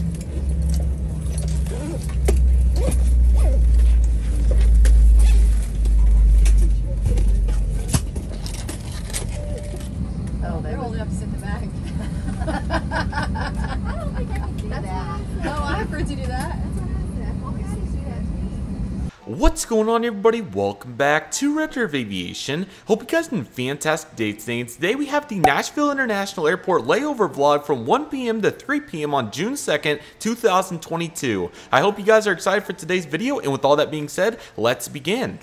I have just arrived at Nashville International Airport after an incredible flight with American Airlines on their Airbus A321 in the Medal of Honor livery. Be sure to check out that leg of the trip if you haven't already. What a remarkable flight, to say the least. Let's get inside Nashville's Terminal C and see what it's all about, as we have not been here in 3 years and I am very excited, so let's get started. Alrighty everybody, welcome to the Nashville International Airport layover vlog. Super excited to be back at Nashville. It has been quite some time since July of 2019, and there's a lot of awesome movements here at Nashville, so without any further delay, let's dive into them. We've just arrived here at Terminal C, and as you guys can see, there's a lot of awesome things going on. Super busy, and there's our flight with Breeze Airways on the big board right there with service to Tulsa following this, as we'll talk about in this video. So Nashville International Airport is absolutely incredible, to say the least, as you guys can already see by this footage. Keep in mind there's a lot of construction going on, as we'll see throughout this video, so it was kind of janky, but ultimately it is a really nice airport in normal times, and they are making it even better, as you guys can see right here. So here's a broad picture, and I definitely had a plan going into this. The plan did not go according to plan, as per usual, with all my spotting outings and all that fun stuff, but nevertheless, I'm super excited to be back here at Nashville International Airport, pardon me, and man, it is going to be absolutely awesome. So let's dive into the details. So first and foremost, let's just start by looking at this picture. Oh my goodness, take a look at how busy Nashville International Airport is. This is super impressive. So Nashville International Airport, very popular airport, peaked at 18 million passengers in 2019, and just really impressive to see how busy it was here on June 2nd, 2022. As you guys can see, this was a big time for Southwest, of course, here in Concourse C. Big push with all the departures and everything, but it is still super impressive to see all these passengers here in Nashville really getting after it, man. Lots of new routes, and very impressive to see this here for Nashville. Really nice with this picture. So Concourse was fully full. It was really hard to get around in select areas, as we'll talk about through the design and everything, but let's dive into some applicable detail with Nashville International Airport, because ultimately there's a lot to the airport, and it's just really busy, to say the least. So let's dive into some of those details. So we do have multiple concourses here at the airport: Concourse A, B, C, and D. So I guess technically it's actually one terminal with 4 concourses. So Concourse A houses United Airlines, some various others. I think Air Canada parks up there, and also some of the other flights as well. Not a complete expert with Nashville and couldn't find much online, so I'm sorry about that. But nevertheless, that is what parks up there at Concourse A. It's a nice pier. I think it's like 10 gates or so. So impressive there for Concourse A, and it's a nice area, to say the least. Concourse B houses Delta, Delta, now Breeze, but they also have some international carriers. I think WestJet parks at Concourse A too, but then you have Swoop over here, I'm pretty sure, and some of the other various carriers that they have too. So really impressive to see right here for Concourse B. This is where we'll be going to do our terminal spotting at, and they house about 13 gates or so there at Concourse B. We are currently in Concourse C, and this is housed by American Airlines, Allegiant, and Southwest, the big operators here. Lots of flights, especially for Southwest. I think they house about 12 gates or so, something along those lines. So very, very impressive right there. And then Concourse D is currently getting renovated as far as I'm aware. I think that they have held some Southwest flights in the past, but I'm currently not sure what they're going to be housing going forward. So nice to see right there as well. They also have many parking garages and all kinds of fun stuff, and I have been in those before, and they are really solid. So very nice to see right there for Nashville as a whole. Really, really nice to say the least. That's very impressive for them. They also have a very diverse route network, excuse me, to say the least, to all across the United States, especially in the Midwest and especially the Northeast coast and Florida. Tons of destinations to fly to out of Nashville, which is super, super exciting. Lots of those served by Southwest, but you also find various other airlines that have been flying out of here, and they do a really, really good job with Nashville. As you guys can see, it is also a 4-runway design with a 2 center, 2 left, and 2 right, and also runway 3, 1, and 1, 3. So that's very impressive too. And they have a very rich history. I'd recommend looking into it if you're curious. But ultimately, it's had a really, really good run, of course, for Nashville. Definitely originating back there in 1921, and they've made a lot of great progress through World War II, and then obviously into the 50s, 60s, 70s, and 80s. American Airlines had a huge hub right there at Nashville too, which was quite unique to say the least. Missing that to say the least. But Southwest came in, kind of took that over, if you will, and they've done a really good job with that to say the least. That's been really cool. And again, like I said, they're currently renovating to make the airport even better, which is so exciting. And we'll see even more applicable information for Nashville as well.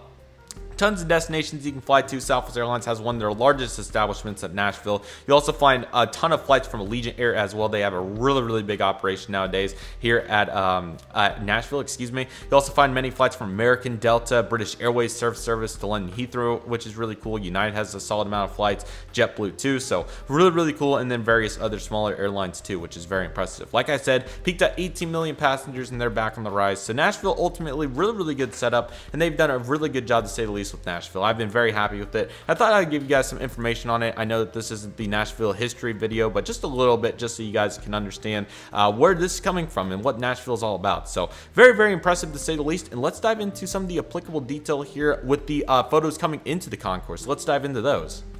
Alrighty everybody, so welcome to Nashville International Airport. We have just landed on runway 2 center. I know we're backtracking a little bit, but trying to get you guys caught up to speed with the pictures and everything, because there was quite a bit. So wanted to get that intro going there, and really, really excited for our spotting here at Nashville. And it was already getting really good, as you guys can see right here, just after landing on runway 2 center. So here's a massive FBO, as you guys can tell, multiple private jets, everything you'd want from Falcons to Learjets, excuse me, to Challengers, you name it, it is there. So that was really cool to see right after landing. And take a look at this global right here, November 119 Juliet. Very impressive to see that right there. I believe that's a 7500. That is really nice. And then the black G550 or G650 22. I think it's a 550. That was so awesome to see. We'll see that take off here in a little bit at that massive FBO, but that was really cool. I've never seen such a sleek Gulfstream before, so that was really cool to say the least, and that was absolutely awesome. Ignore the blurry pictures. Window spotting is not professional to say the least. And then as you can see right here, we have a FlexJet Challenger 350. I'm sorry, I'm really excited because these are so cool. And it looks like a Falcon 50 right there as well, or Falcon of sorts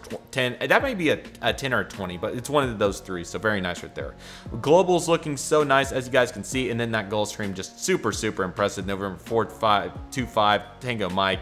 That is awesome. Another FlexJet there in the back, and a really nice FBO. That was really impressive. I was glad to see that. Some more Learjets and various aircraft. That was really, really nice for Nashville. That was very impressive to say the least. Crossing over runway 31 back to the ramp, as you can tell, I was trying to get as many good shots as I could of those airplanes because they looked really nice. And here's the Southwest Airlines 737-700 in the Heart livery arriving in. Beautiful aircraft, and the sun was kind of cooperating despite how the storms were getting going in the area, as we'll talk about here in a moment. Here we go in the Concourse C on the far east side. As you can see, Southwest owns this area, and it looks like they're actually at D2, so I apologize. They've talked about renovation on D, but it looks like Southwest is the operator out there too. And on the east side of C right here, we have multiple airlines here too. Comment down below if you'd be interested in seeing a Nashville model airport at some point. It's definitely something I would be interested in, and I think it fits my fleet pretty well. So let me know if you guys would like to see that.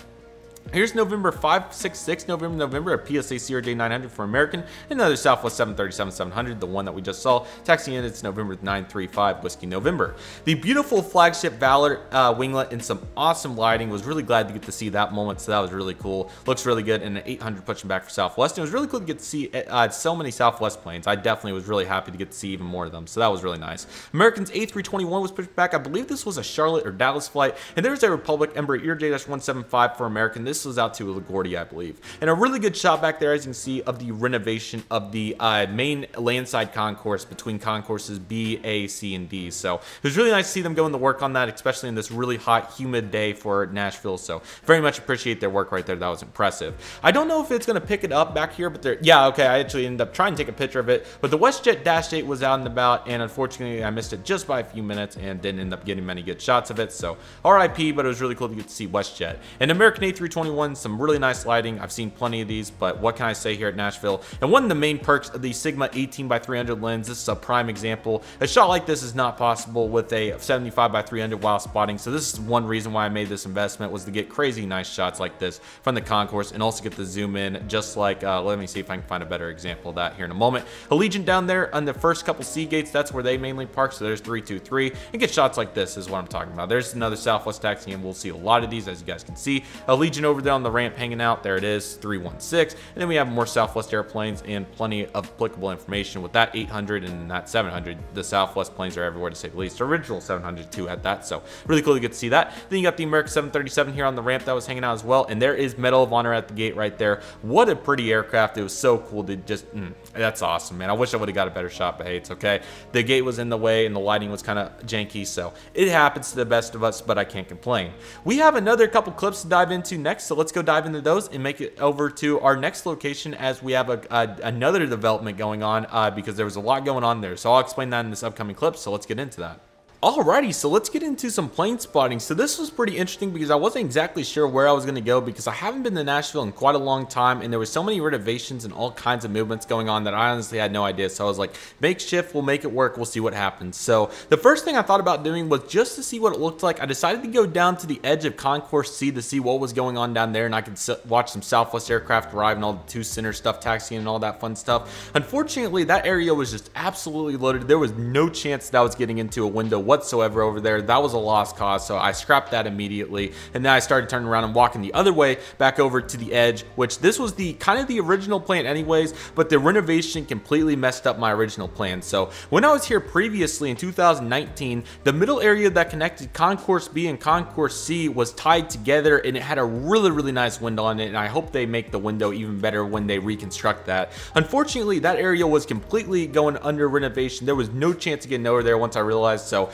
that's where the improvising really had to come into effect. So it was kind of janky to get over to Concourse B where the Breeze flight was going to depart, but I thought about this being the backup plan, that they had some decent looking windows over there on the edge. So I thought that hopefully Concourse B would have some decent spots to do some plane spotting, and it most certainly did, as we'll find out here in just a moment. So it was kind of janky to get over to Concourse B, as I'll take you guys through, but it was really neat. So typically you would be able to walk through the connector piece, as I was just referencing over there, and get over to Concourse B, but since that was closed, you actually have to go fully out of the airport and re-clear security to get in there, which is really weird. So that was definitely unique to say the least, but that is exactly what we did. So what I did from there was I ended up walking out, as you guys will see, onto the actual grass of Nashville on the arrivals, which was really cool. That was quite a unique experience to see all the renovation stuff from the outside. But we ended up going all the way out there, and then following that, we went back in and re-cleared security, which was quite a unique experience to say the least. So I have some really good footage coming up of this, and it was really cool to say the least, as you guys will see here in just a moment. I did want to share this one picture really quick before we get started with that though, and this is the ticket counter for Concourse C. As you guys can see, we got Allegiant. Alaska also flies out of Concourse C. I'm surprised Allegiant doesn't have more ticket counters. I'm sure they might, just not in this area. And then a good section for American, excuse me, and a really nice section all the way down there for Southwest, and it's much longer than that. It's like 10 times the size of that. So really nice to say the least. Looks really good, and quite frankly, we have quite a movement going on to say the least. So hope you guys enjoy this footage. It was really good, and I'm excited to dive into this, as this was quite a unique experience to get from one concourse to another. But honestly, it's really cool to visit any state and get the step on their actual grass, and this was really cool to say the least. So let's dive into those details. Alrighty, so get over to A and B with all this construction going on. Have outdoor check. It's pretty damn humid. It feels good. We need to go over to Terminal A and B. That's what we're doing right now. But it's cool to step foot on Nashville. Not very happy that I'm gonna have to waste forever, but look at this, man.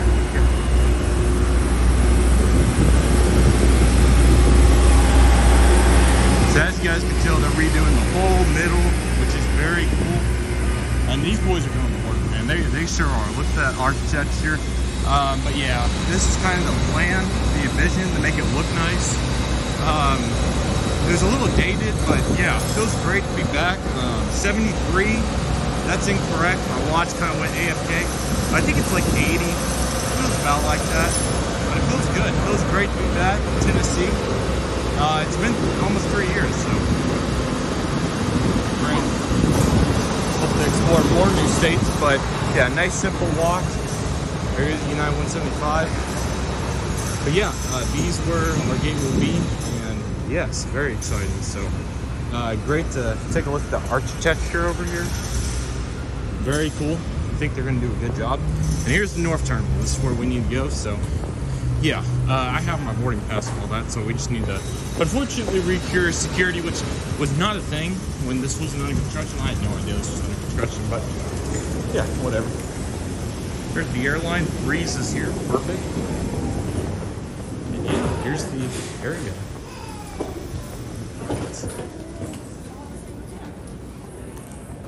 Oh, this is but yeah, briefly step foot back on Tennessee land. And yeah, let's see how secure it is. It doesn't look too bad. It is like 1 o'clock, so it is kind of about time. We'll see. Oh yeah, this will be doable. It'll take a little bit of time, but whatever. It's alright. Gotta get in there somehow with all this construction. Yeah, there's a couple, but that should be alright. Not bad. Not bad at all. Better than whatever's going on out there.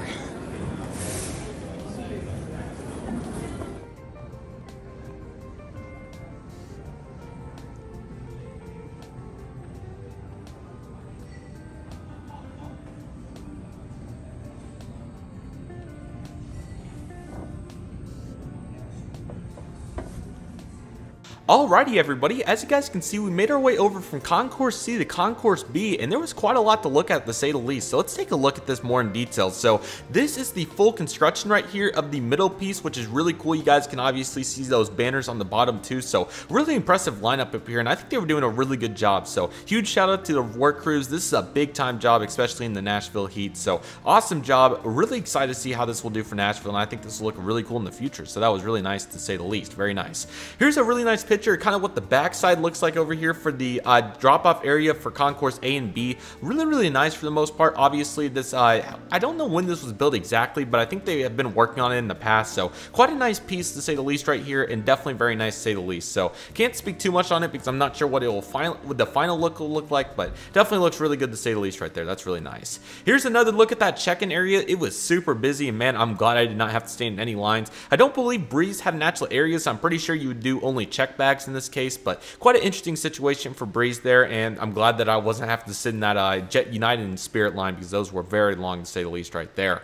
Here's another really nice view of the concourse over here. I believe this is Concourse A looking north, so as you can tell, very nice and long concourse, and plenty of gates over there. They have quite a few restaurants and different things like that too, so if you're looking for something, you definitely got it made, and all the construction equipment was sure nice to see because it seems like every big airport in the United States is getting construction somehow, some way.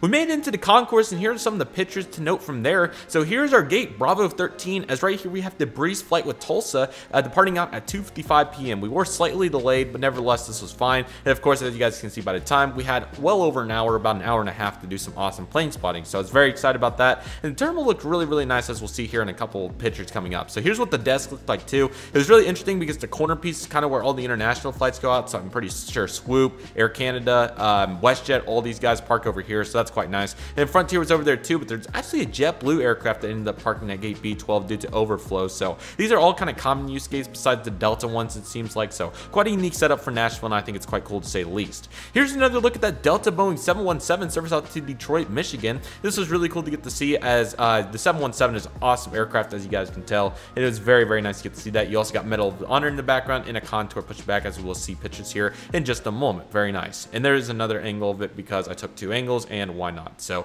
and plenty of intervals to say the least. These L1 cumulus clouds are very common on days like this, especially with high humidity and all that fun stuff. So very nice to see that right there as well.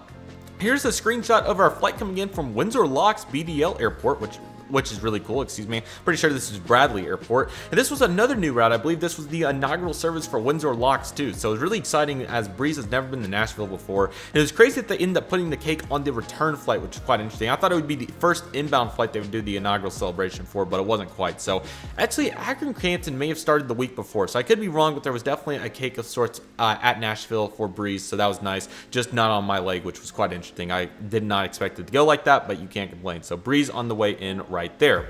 And here's a really, really cool picture of Nashville's at the end on the far west side of Concourse B. As you guys can see, we have gates B9 through 13, and there's B10, 12, 13, 11, and the 9's on your right side. I believe 9's Delta, but it's quite cool to get to see, and just your typical, I know a lot of people know how the Midwestern airports, even some of the airports in the eastern regions like Nashville, have the low ceilings, and this just reminds me so much of that. It's a pretty big, it's not bad compared to what's been in previous times for different airports, and I'm not sure if Nashville is one of those examples or not, but as you can see right here, quite a nice roof and all that fun stuff as well. So we have some plane spotting to dive into, and I just want to let you guys know, if you guys don't care to see the infrastructure, the airports and everything, feel free to skip ahead to the plane spotting and all that fun stuff. I make these videos for you guys, so feel free to skip around and choose the portions you guys want to watch if you don't want to watch the whole thing, because I know you guys are super, super busy, and as a result, I don't want to take your guys' time if you don't want to see the infrastructure like this. So, but for people that do, here we go. So let's jump into the plane spotting. We have quite a few awesome planes to take a look at, and this is going to be a blast, so let's do this.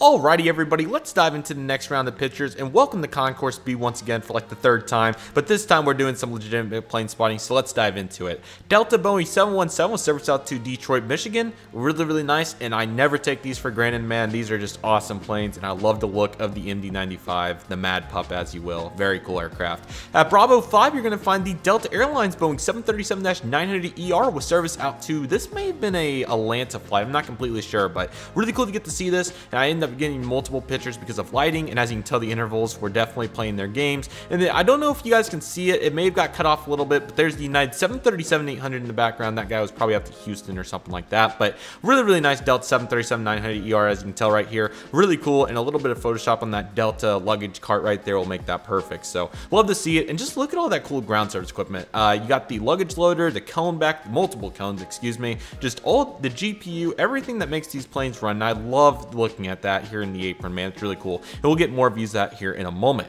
Another nice shot of the Delta 717 over here from this side of the airframe. That's looking really cool, and then my beautiful Medal of Honor hanging out back there. That's awesome, man. That's a perfect backdrop. Really, really nice right there here at Nashville. Here's a nice picture that can stretch, and just once again, huge appreciation to everybody going after that. They're doing a great job, and that's a massive project, so just huge kudos. That's awesome. Very, very proud of their efforts, to say the least. At Bravo 12, just like I said, this is like a common use gate, because not only did JetBlue park here, even though it has Frontier on the billboard, we also have Spirit's Airbus A320 with the IAE engines in the yellow Wi-Fi box with service out to somewhere. I don't know where it was going, but nevertheless, it was really cool to get to see this here. I really like these airplanes, and we'll get some better shots of it here in a moment, but this one was really good, to say the least, and I was satisfied. Here comes it, an Evo Blue United 737-800 with a mismatched engine cowling. Sorry, that was what I was looking for. Really nice aircraft, and really cool. This is kind of the spot that I did some spotting from with the other piece of the concourse. It was a similar angle from the BC connector, like I was talking about earlier. It was kind of a similar angle, but nevertheless, we did our best.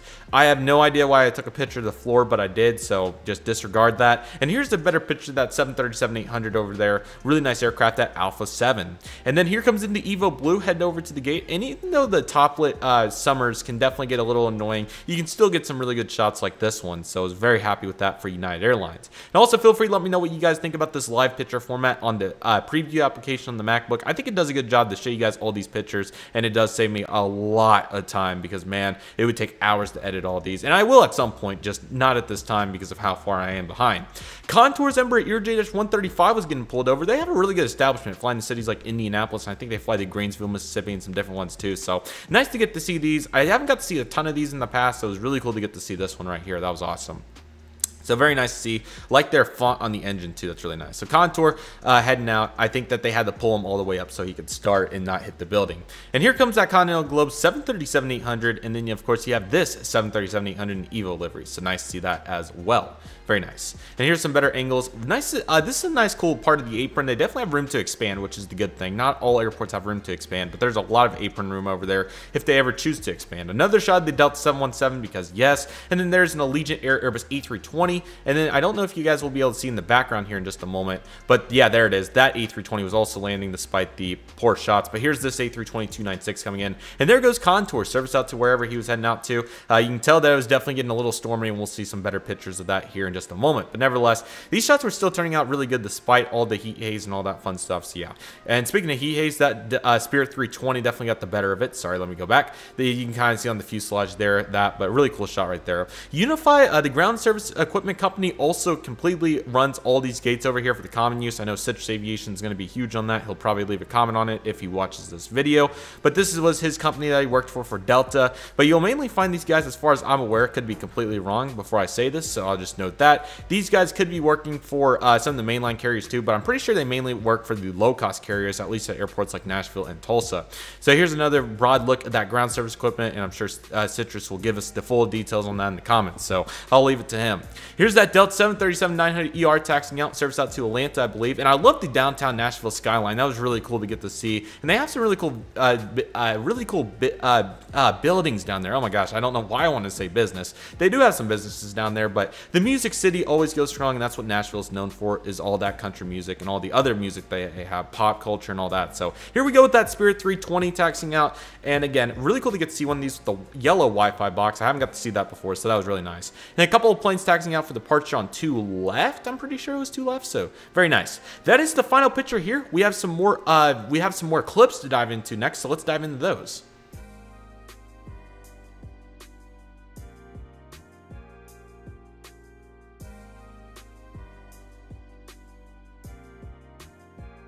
Great to see so much chatter about the new route.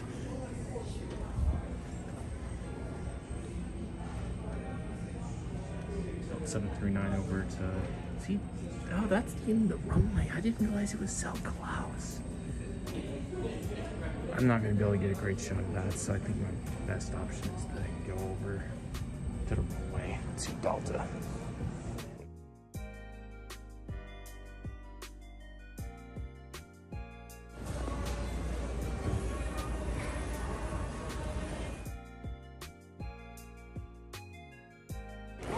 Alright gentlemen, one thing I have to say is if you're trying to save money, there's a couple of recommendations I have. But the first one is do not buy from those Hudson News and all of that.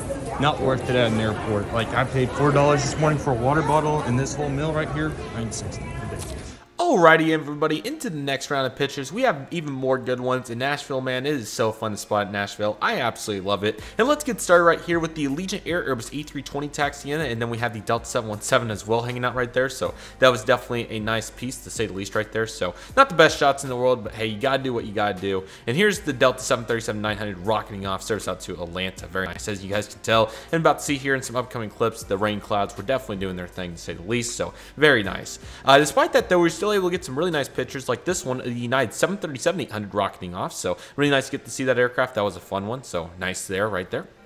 And then we got a Southwest 737-800 blasting off with service out to somewhere. Southwest, huge establishment here. Got to see quite a few there Boeing 737s, so can't regret that whatsoever. That was a blast. Here comes that Spirit A320. I mean, I really like the yellow Wi-Fi box, and I think it looks really cool. This still has the sketched out billboard titles. However, it only has the Spirit.com engine, so definitely a hybrid to say the least for Spirit trying to get to their new livery, but what can I say? And here's the American Airlines Airbus A321 in the Medal of Honor livery, rocketing out with service back out to Dallas-Fort Worth. Such a beautiful livery, man. It was so cool to get to fly in on this aircraft and to get to watch it depart back home. What an awesome aircraft, and that shot would have been really good right there, but the focus, of course, had to do what it had to do, but we still got some very good ones. It was so cool, and the Medal of Honor livery is absolutely incredible. What a meaningful purpose. Feel free to check out that trip report if you haven't already, but man, that was awesome, and what a special moment as it blasts off. Service back out to Dallas-Fort Worth on this very nice June afternoon.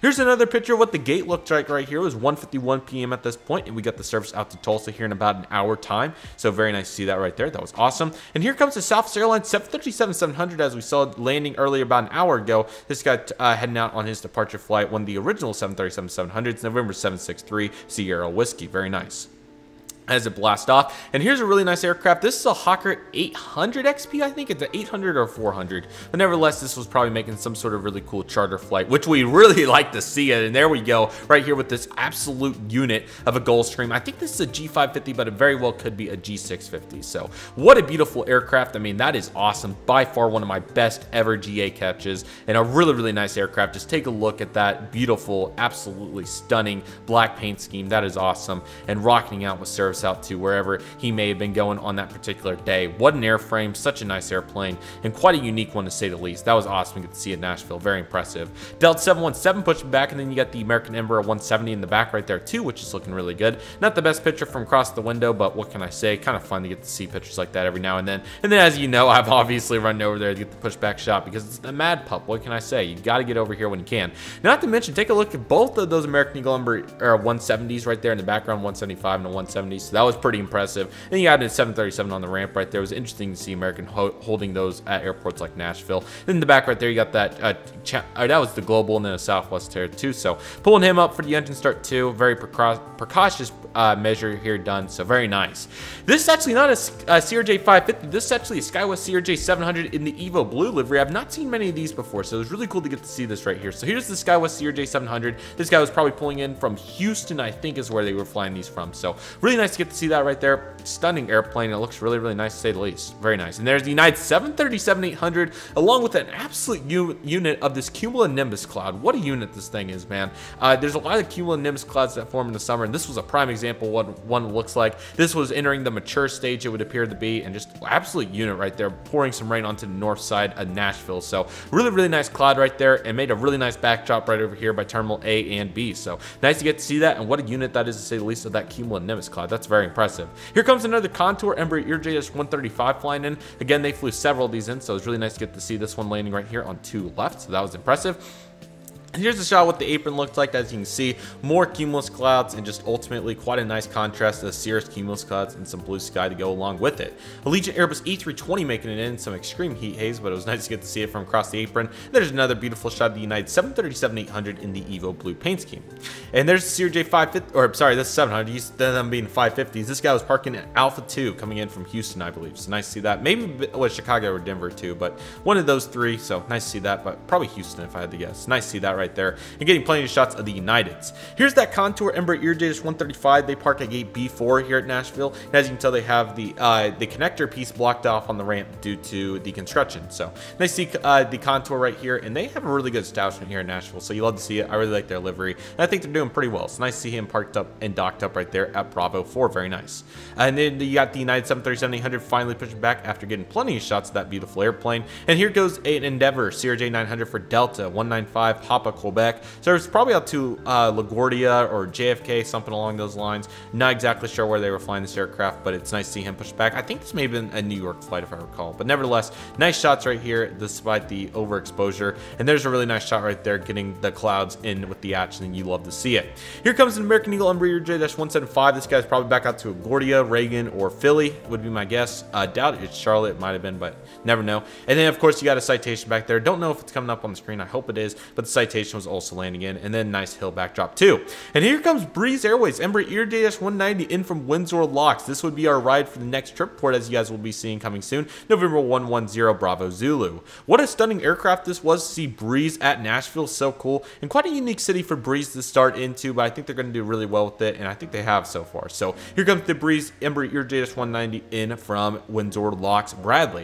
And there's the Allegiant Airbus E319 once again, and this guy was pushing back. And there's the JetBlue Airbus Airbus A320 that I was referencing earlier, and the breeze in the background too. So not the prettiest shot, but unfortunately there was so many people in the gate area, mainly for the JetBlue and Delta flights, not particularly the breeze flight, but so many people in the area, I could not get back to the far window to get a better picture. So I did the best I could, but man, they filled up B. It was really empty to start with, but man, as all these Delta flights started coming in and all the other carriers, they started loading them up, and this JetBlue Blueberries, excuse me, example was a prime example of that. And here comes the breeze Embraer ERJS 190 with quite an interesting backdrop in from Windsor Locks, and you got the backdrop there too. Pretty good considering that was through the window. And here she is docked up at gate Bravo 13. Very nice, really love to see it, and such a pretty aircraft arriving in for Unify here, the gate B13 service in, and then you got the United 737-800 taxiing out with his service. So very nice to see that right there, and you'd love to see it. So breeze looking super sharp right there, and we were getting ready to get on board, but we still had a little bit of spotting to do before then. So here's another good shot of the CRJ right here, all docked up, ready and loading up. So love to see it right there for United. And then following that, we had an Alaska aircraft landing in from Seattle. This was the 737-900ER, and it sucks I couldn't get a better shot of it, but it was still nice. And now at gate B8 takeover, we have the SkyWest Embraer ERJS 175. I'm assuming Minneapolis here, but this could have been Salt Lake City. I would think they would have Salt Lake City here at Nashville. So one of those two destinations for him most likely. So glad to see SkyWest there too. That's really nice.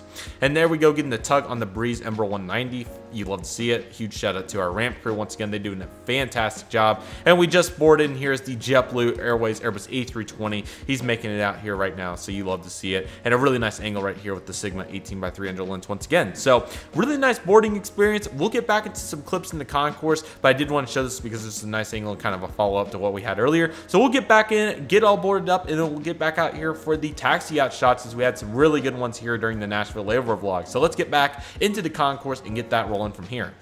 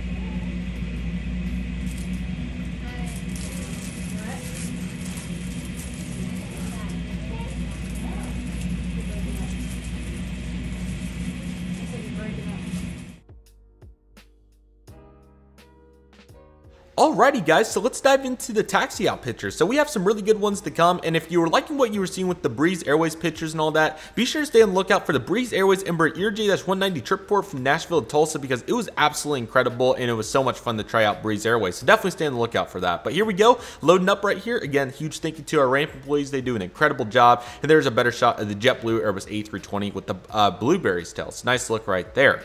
Here comes the Boston Celtics JetBlue Airbus A320. Really cool to get to see this aircraft. We get some many better shots here in just a moment. That was such a pretty plane, and actually had to sit on the ramp, and that came out. It came in huge clutch due to the amount of gates that were took up at Concourse B, which was crazy. So here goes that contour. Speaking of which, Embraer ERJS 135 out to Indianapolis, which was another cool route in the contour network. And here comes the Spirit of, I believe this was Seattle, Delta 737-900. Bad shot right there, but we'll get a good one here in just a moment. So as you guys can tell, thunderstorms in the area, but huge props to ATC, Nashville International Airport, and everybody for getting us out here, because it was very much appreciated and it all worked out very well. And yes, the Spirit of Seattle making it in there too. Very nice with the scimitar winglets. Put you back right here with some nice light to say the least, and there's that cumulonimbus cloud once again looking good as it moved off to the east in this case, which was pretty nice. And there's that Spirit of Seattle Delta 737-900ER. This guy was getting fully loaded coming in from probably Atlanta if I had to guess once again, but very nice to see that right there. Beautiful aircraft, and that is a really nice plane. So that was really nice, and huge shout out once again, one final time, to all of our ramp employees for doing an incredible job, and all of the workers back there on the renovation on the Nashville concourse and everything. Just huge, and everybody that works indoors too. Huge thank you. You guys make this happen, and that's why this is absolutely incredible, to say the least, right there. Concourse A kind of opened out completely once everybody moved. There is a Cape Air Cessna. I think that's a 208 over there, so that was nice to see that right there. Pretty interesting to say the least, but very, very nice right there. Or the Caravan's not, the Caravan's a 206. I'm pretty sure that may be a 208 or some sort, like a 400 variant, maybe some sort of Cape Air Cessna right there. So that was nice to see right there. That was awesome. So there it is right there. All lonely at Concourse A. All the United flights were out, but man, we got super, super lucky with this JetBlue Boston Celtics Airbus A320. This guy just finished landing, and he had to hold over here, and we were very lucky. Speaking of which, Lucky Blue is the aircraft name of this aircraft, to get to see this unit right here in Nashville. This is such a beautiful plane. Got some great lighting on it too, and it's really cool with the hill and everything back there. That was awesome. And I've never got to see the Boston Celtics. Got to see the Red Sox and all kinds of other JetBlue liveries, but never the Celtics. So that was so awesome to get to see that. It's a really pretty livery. Love the green fuselage. Quite a unique livery, to say the least. And that was really, really cool. This guy's nonstop service in from Boston or JFK. I'm not sure which one, but that was awesome. Really, really cool. And such a beautiful pitch right there. That was awesome to get to capture.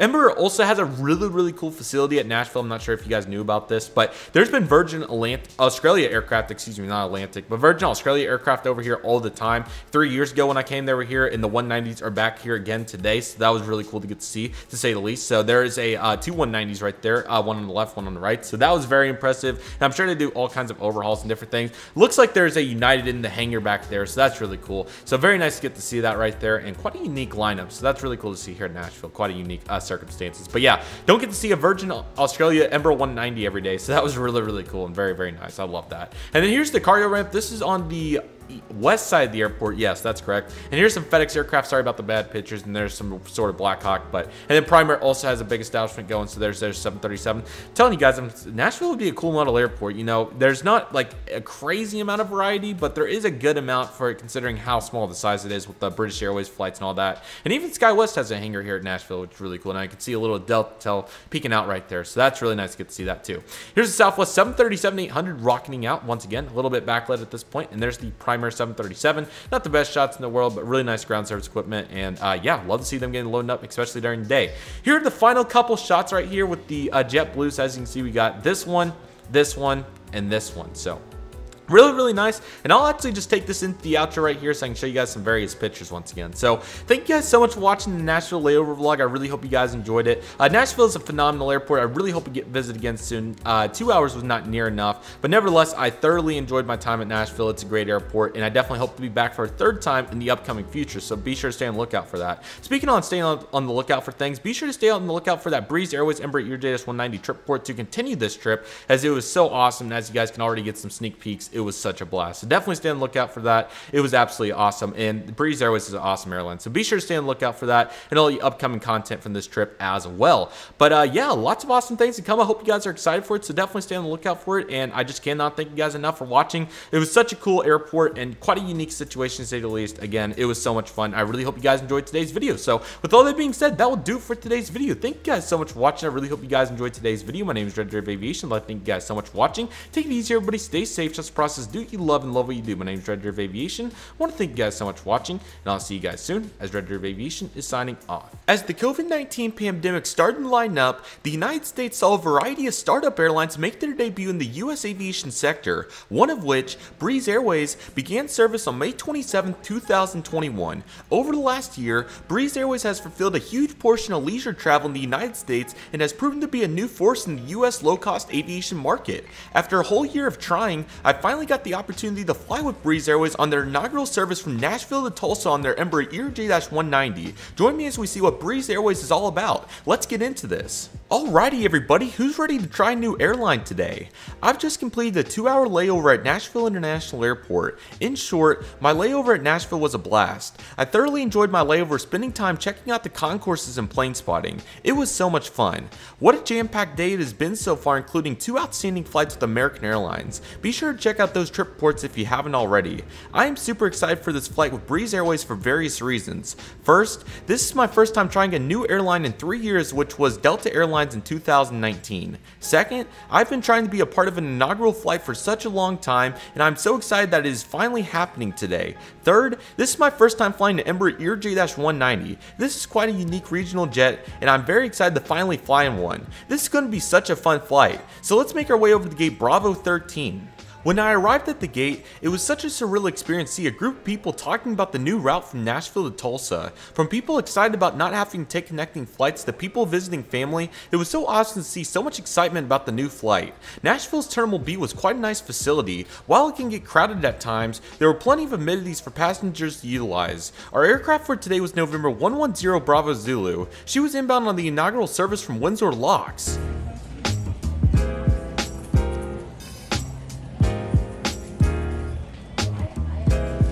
Here is Breeze Airways arriving to gate B13 for the very first time. I was rather surprised to see no items set up to celebrate the new service, but they did have an excellent setup later that day for the Tulsa-Nashville-Windsor Locks legs.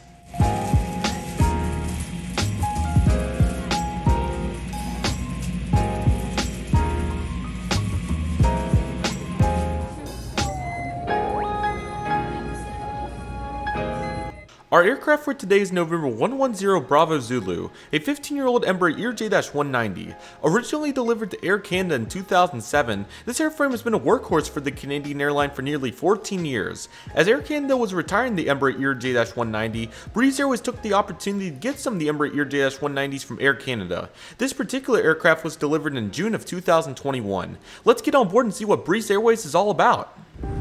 Alright, Breeze, let's...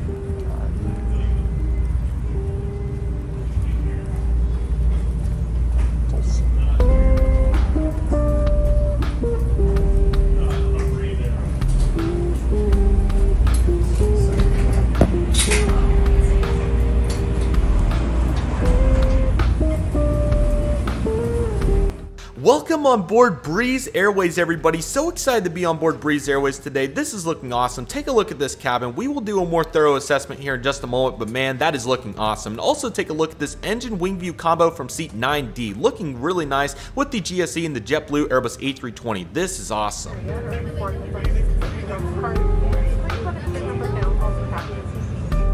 Alrighty everybody, so let's take a more in-depth look here at the cabin. So as you guys can see, it's a very nice looking cabin. This flight was only about 40% full, but I'll talk about that a little bit more here in just a moment. So as you guys can see, we have some very nice amenities, including the pouch right there. The seat padding was a little bit firmer than what you'd like, but it was definitely pretty good, and it was definitely nice for this hour 15-minute flight. Here's the armrest that also looks very nice, and as you guys can see, you got the in-between piece right there that looks good, and the tray table is pretty nice, and a very interesting device holder as you guys can see in front of us. But there's the air sickness bag, the safety card, and then their in-flight Wi-Fi magazines. So that looks really nice too. And then there's that device holder. It's quite an interesting shape. I've never quite seen anything like this, but the only good thing I can say is it was probably compatible for multiple devices, so I did really like that. Here's the tray table, very nice and a large size, so you love to see that. There's the pouch again in our beautiful wing view. So quite an interesting cabin to say the least right there, but we'll dive a little bit more into detail on that here in just a moment.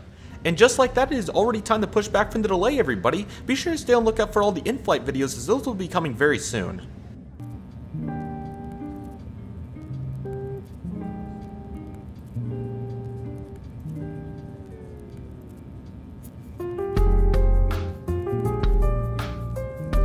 We would have a normal taxi to the runway 2 left for our departure today. We made a few turns and taxis parallel to the runway to make it to the end of runway 2 left. There was plenty of action on our taxi, to say the least.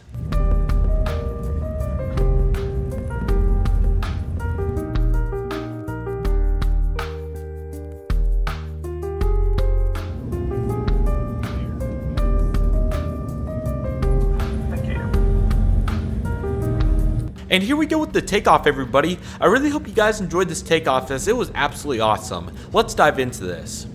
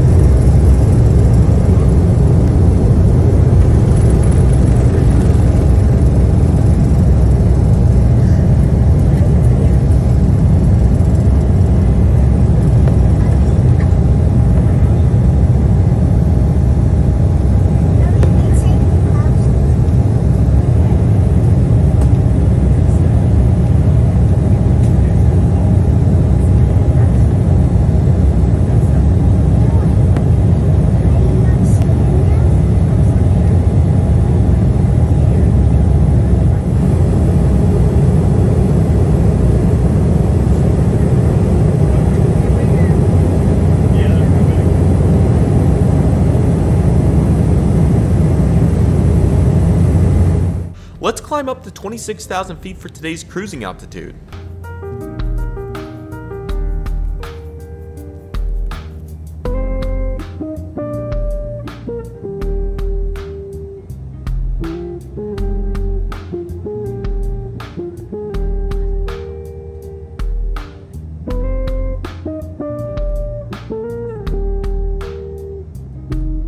Alrighty everybody, so here we go with the seatback content. So here's the tray table we'll be utilizing today. It was a very adequate size and I was really happy to see that for a low cost carrier like Breeze, so really nice job right there. Speaking of which, here's the Embraer ERJ-190-195 safety card. It was quite a unique design with various color schemes and elements that made it really unique, so good job by Breeze Airways for designing this. I thought it turned out really well and quite a unique safety card to say the least. This was really cool. So as you guys can see, I was struggling to get it open. It is a 4-fold design, which isn't as common, but hey, what can I say? It's really cool and I was very happy to see that. So quite a cool safety card right there for Breeze. It's always super important to take our emergency precautions, so good job right there by Breeze. The air sickness bag was nice and simple, not a whole lot to that, but looking good. And then this was a really cool, neat, not magazine, but you know, menu card and also Wi-Fi card, if you will. So really cool by Breeze. They have a very unique design, so there's the beverages and everything looking really neat. And of course, you also have the bites, as they call it, which is really cool. And I thought the bundles page was really cool. It kind of makes it feel like a restaurant, so that was really cool. I thought the prices were fairly reasonable, maybe a little expensive, but you can't complain for airline like Breeze. And there's the Wi-Fi, which the Wi-Fi on this flight unfortunately did not work. I thought I did it right, but unfortunately I followed the steps and it did not work, so that was super unfortunate. But nevertheless, as you guys can see, there was some stunning views to keep my attention for the meantime. This was only an hour flight, so it is what it is. It happens on airplanes quite a bit, so what can I say? But nevertheless, pretty good amenities for Breeze. I thought it was really nice and it was really cool. So the nicer cabin looking good so far, and we'll have a more thorough assessment here in just a moment. Very nice.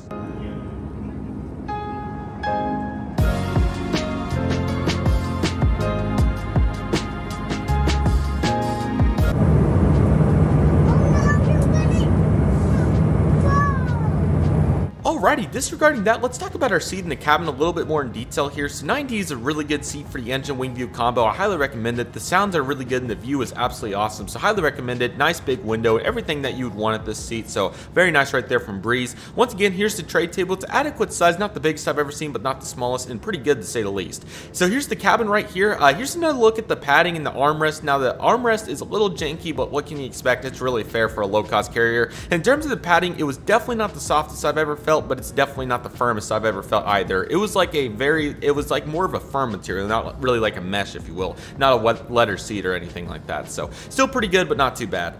The good news is the seat did provide 34 inches of pitch, which is really good for a seat like this. I thought that was very adequate, and I thought that they did a really good job deciding on that. And I think in the main cabin it's 30 or 31, so it's also very reasonable back there as well. So ultimately a really good seat. There's the device holder again, the slot for where the in-flight literature goes. And again, this flight was only 40% full, but we'll talk about that a little bit more in detail here shortly, so really nice. And I also thought the carpet was very unique to this cabin. You normally don't see something like that, so I don't know if Air Canada had that before or where it was, but that was really cool. And also here's the place where the tray table comes down. That was very nice. And then just some more people in the front, thank goodness. And the overhead bins were also really good, nice and big. And for anybody bringing on carry-ons, you would be in good shape, but I'm sure most people either A, don't have carry-ons, or B, check them. So nevertheless, very nice. Also, you have the on the top panel with the lights and the air conditioners and everything was really good. There's the light that worked really well, the flight attendant call button, and then you got the speaker as well right there, and the seatbelt sign, all that fun stuff. So very nice right there, very good. Here's the lavatory. As you guys can tell, is a very adequate size. Here's the soap, the water, everything that you would want for the sink, and then yeah, really good.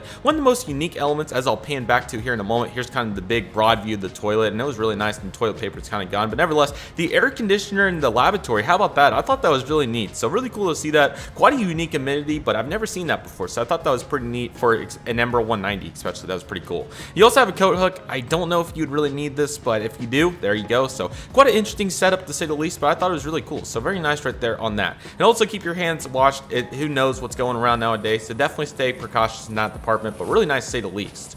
Let's dive into some detail on Breeze Airways, their Embraer ERJ-190, and the new route from Nashville to Tulsa. Breeze Airways was founded in 2018 by David Neilman, a very successful figure in the aviation industry. Neilman has founded multiple airlines, including the likes of Morse Air, WestJet, JetBlue Airways, and Azul. Neilman has been known for founding successful airlines with various characteristics. Breeze Airways became his fifth project as Breeze Airways launched operations on May 27, 2021. Over the last year, Breeze Airways has launched dozens dozens of new flights and fulfilled a huge portion of leisure travel in the United States. The airline currently operates a mix of Embraer J-190s and Embraer J-195s with 11 and 7 of the types respectively, along with 7 Airbus A220-300s with a massive order of 73 still to be delivered. Breeze Airways is evolving fast, and you love to see it for the low-cost airline. Breeze Airways has quite a unique network with various hit-or-miss demand routes. For example, the Tulsa to Tampa service has produced impressive numbers with 80% plus load factors at peak times, not to mention the competition from nearby cities in the region with Oklahoma City, Wichita, and Fayetteville, and airlines like Allegiant flying to Tampa as well. On the contrary, Breeze has had and currently has several oddball routes like Tulsa to San Antonio, Tulsa to New Orleans, and Tulsa to Nashville. Unfortunately, some of these routes have seen load factors as low as 15% at times. There could be various factors including a lack of social media and word-of-mouth promotion and lack of demand, to name a few. I won't go into full detail on this topic at this time, but please comment below if you'd like to see me make additional content covering this topic, and I would be more than happy to do so. But to summarize, Breeze has a variety of routes in their network. In my opinion, I believe the majority of the Breeze route selections are solid, but some could use some work. For example, the Tulsa to San Antonio service has seen 3 major failures as of late, with United in 2006, ExpressJet in 2007, and Frontier in 2018, with all 3 services not surpassing a 60% load factor, as most months floated around the 30% number. These services may have failed for the same reason that Breeze's attempt did, but regardless, with this information present and all the additional data Breeze has access to, it is an interesting move to give it a try. Perhaps a smaller quantity of risk routes, if you will, would be the best way to handle routes like this. The new service from Tulsa to Nashville is quite an exciting route in my opinion, as I think Nashville is a really cool city, but likely not as popular for the general public. Despite the poor load factor on this flight, the outbound service on the inaugural flight was around 75% full, which is rather awesome considering the route's demand, and hopefully it will build off the strong start. The Tulsa to Nashville route was not a horrible choice, but it seems as a route like Charleston, West Palm Beach, or Jacksonville, for example, may have been a better choice to complement the Tampa service. On the other hand, routes like Tulsa to Tampa, for instance, are excellent choices and will likely produce a profit for the airline. Despite going into a rather long example for poor routes for Breeze, I want to compliment the airline for all the amazing routes they have started thus far. There are several flights in the network that see 80% plus load factors on a regular basis, and it is so exciting that Breeze has already established so many backbone routes this early in the process. If Breeze can continue to open routes like this, these efforts will definitely lead to the success accustomed to David Nillman. It'll be very interesting to see where Breeze Airways goes from here, but I think the future is looking bright. And also, by no means am I an airline network expert, but there's a possibility that Breeze can see something to induce the choice of starting some of these routes that I can't see. But in all, I think that Breeze will see even more success as time progresses. The Breeze Airways product is awesome to say the least. The name Breeze is literally perfect for an airline like this. That is exactly what it is. Traveling is usually never an easy process, if you will, but Breeze has sure made it that way. I only had to click 2 buttons to check in, scan 1 digital boarding pass to get on board, and sit back and relax the whole time.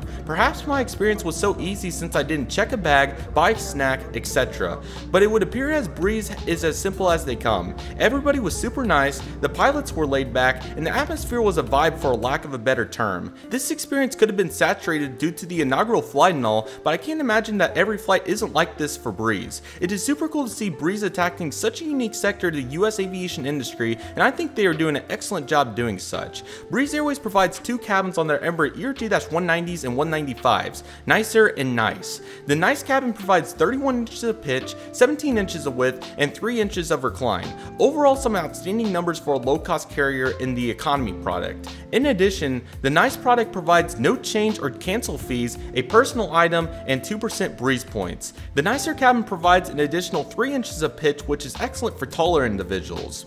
Additional perks of the nicer cabin include 4% Breeze points, a carry-on bag, 1 checked bag, a light snack, and priority boarding. Overall, the products on Breeze Airways are outstanding for the price. Well done, Breeze. Breeze also provides a nicest product on their Airbus A220s, which I hope to try very soon. What an incredible feeling to finally fly on board an inaugural flight. It was so cool to experience this atmosphere and what a new service is all about. I will definitely be doing a full video encompassing the celebration at Tulsa International Airport, so be sure to stay on the lookout for that video. Like I said, the Nashville to Tulsa service is an average new route choice. I think there is potential with the social media and word-of-mouth promotion to see success on this route. I'm eager to see where the route goes from here. Unfortunately, the route has been suspended from July to October due to the logistic issues that Breeze Airways is currently facing right now, but the route is set to return better than ever on the Airbus 22-20 in October. Super excited for that. I apologize for my essay of an assessment, but hopefully you guys found it enjoyable, informational, or somewhere in between. Let's return to the basics and take a look outside the window.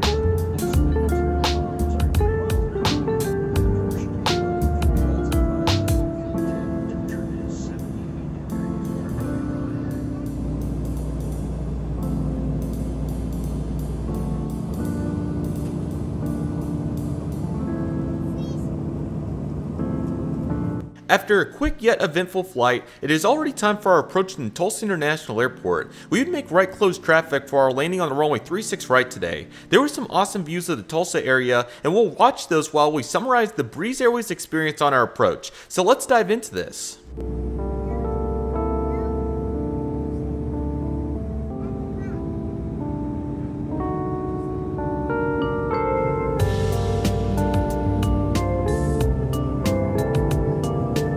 In my opinion, I believe that Breeze Airways is one of the best low-cost carriers out there and did an outstanding job with this flight. I had so much fun experiencing Breeze Airways for the very first time, along with observing our flight in various ways. We already assessed Breeze Airways thoroughly, so in short, Breeze Airways is an excellent startup airline. If Breeze can touch up a few small details in the network department, I believe Breeze will be successful for many years to come. The Breeze Airways product is amazing for the price, and I was super pleased with the amenities and service provided. If Breeze can continue to push this model, it will take the airline all the way and lead to the next big success story custom to David Nillman. It was super fun to experience Breeze Airways, the Embraer ERJ-190, and an inaugural flight for the very first time. I thoroughly enjoyed all the various elements presented, and it was so much fun. Be sure to stay on the lookout for all the in-flight content to come from this leg of the trip, the inaugural route celebration at Tulsa International Airport, and all the other content from this amazing day trip. This content was so much fun to produce, and I hope you guys enjoyed it. Job well done by Breeze Airways. I'm super excited to fly with Breeze Airways again in the near future. Be sure to stay on the lookout for that. But nevertheless, here's our landing on the runway 36 right at Tulsa International Airport. Enjoy, everybody.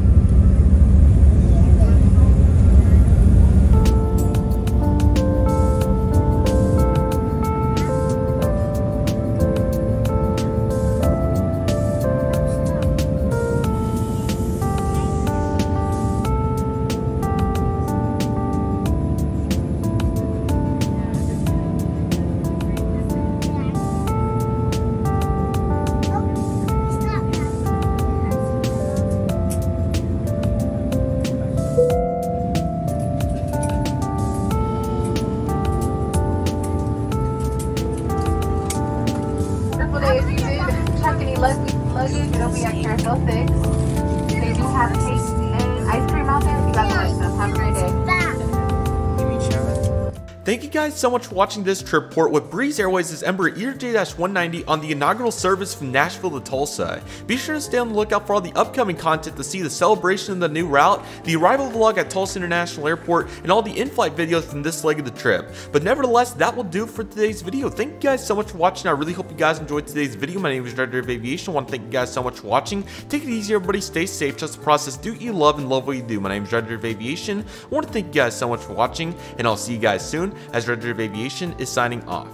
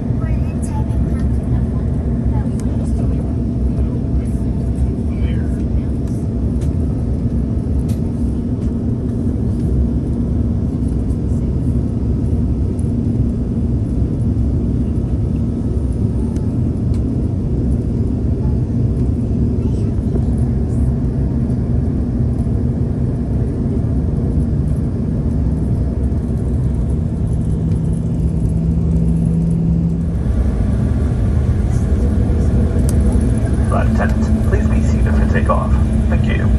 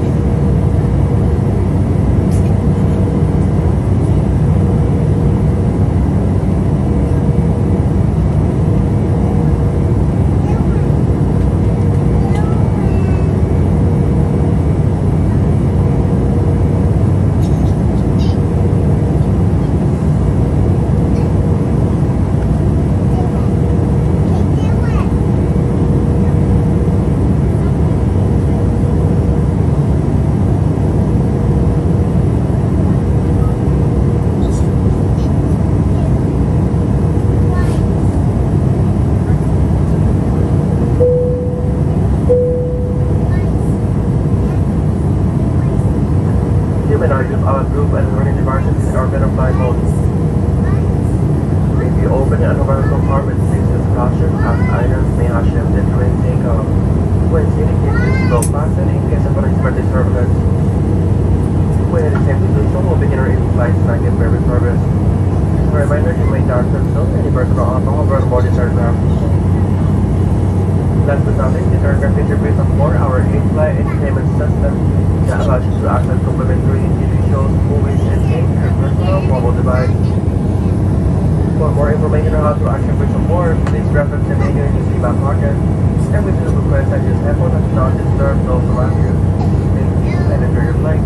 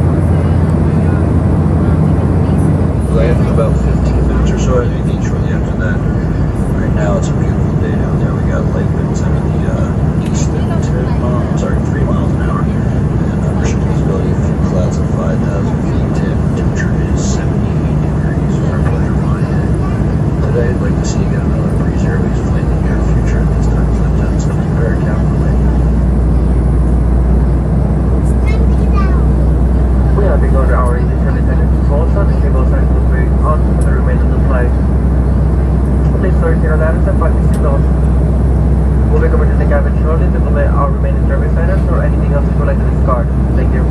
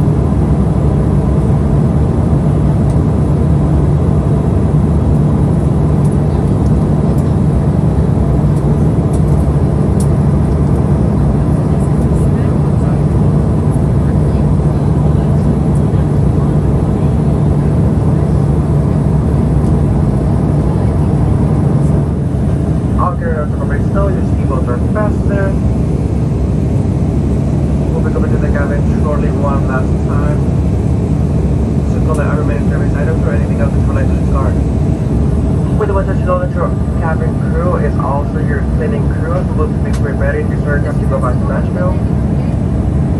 If there's anything that you wish to not take with you on the plane, we'll be more than happy to take it for you. Once again, please make sure you seat back straight tables and toilet holders.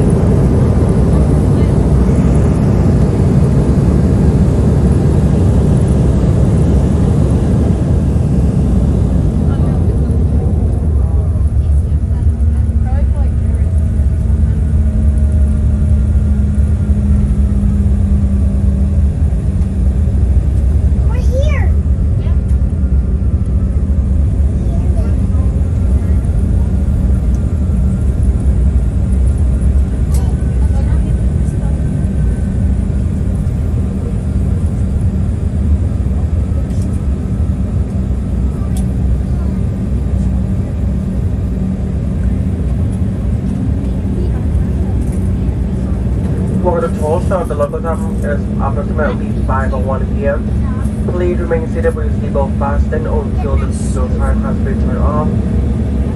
You are now free to use your mobile device. Use caution when opening the back compartments as items may have shifted during flight, and keep the all clear of all carry-on items. On behalf of the Harbour-based crew, we would like to thank you for choosing Breeze Airways today. We enjoy having you on our flight and hope to see you again soon.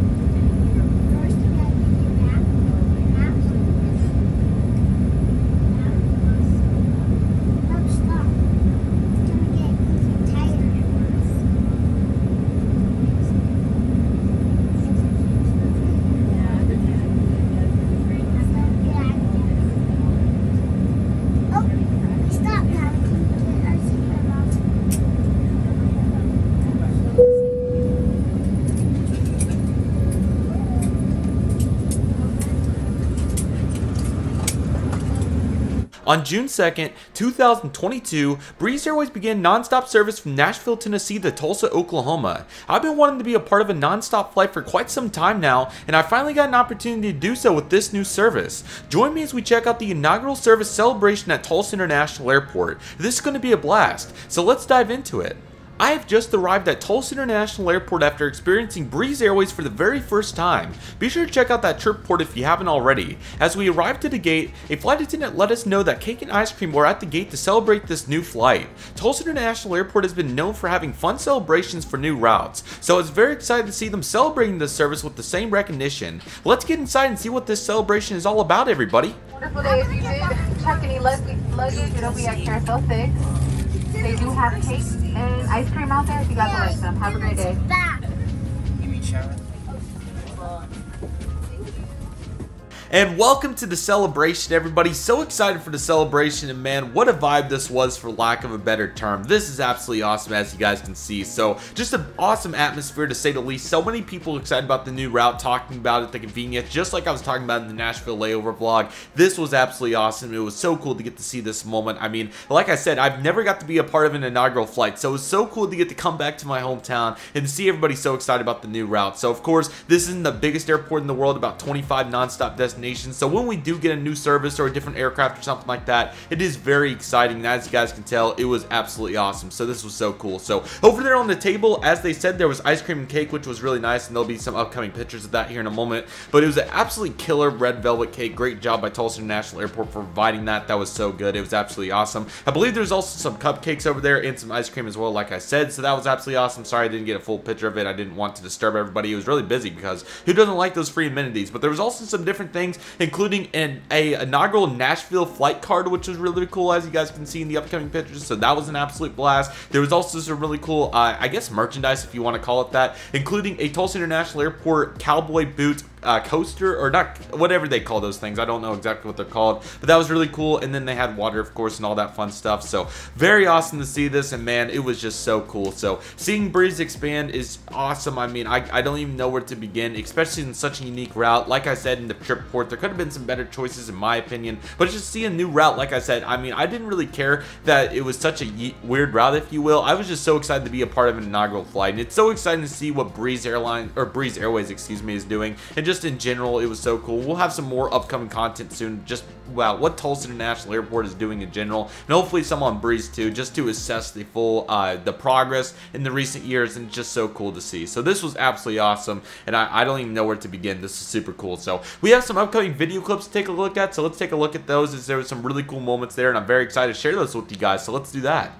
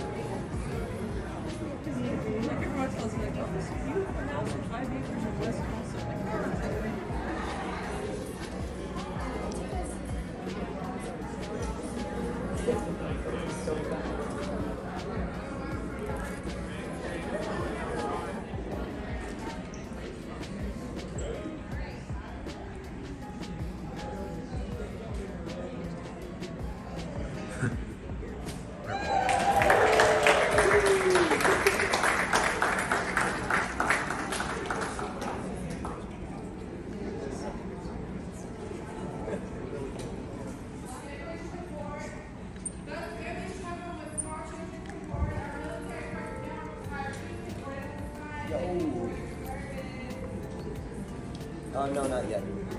Sorry. They gave us free cake because we were the inaugural flight, so we've been eating cake. And then a little celebration. Yeah, we got some souvenirs. It's been a great time so far. I love Tulsa already. I hate my whole feet, so don't get me wrong. It's good and nice.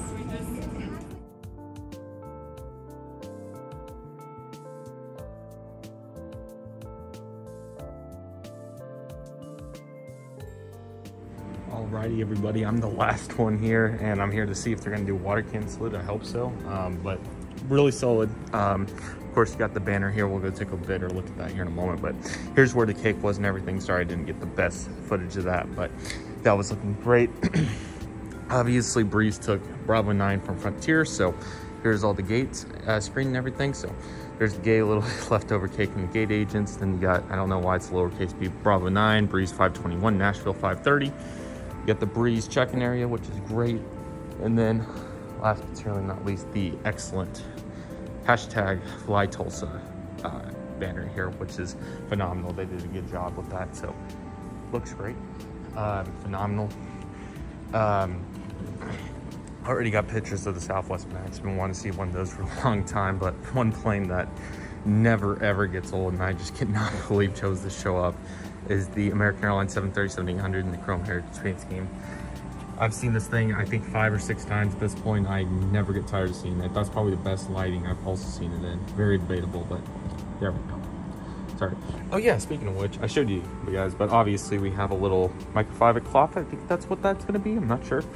A boot with Tulsa International Airport, and the inaugural paper, which is great. So very, very nice. If they do water can salute, this will be perfect. I really hope they will. I'm not seeing any fire trucks, so I'm definitely patiently waiting, because why not? And they should be getting ready to disembark everything here very quickly. So but here's the 190 itself. It's a really good plane, man. It's a very nice, yep, Jetbird coming off.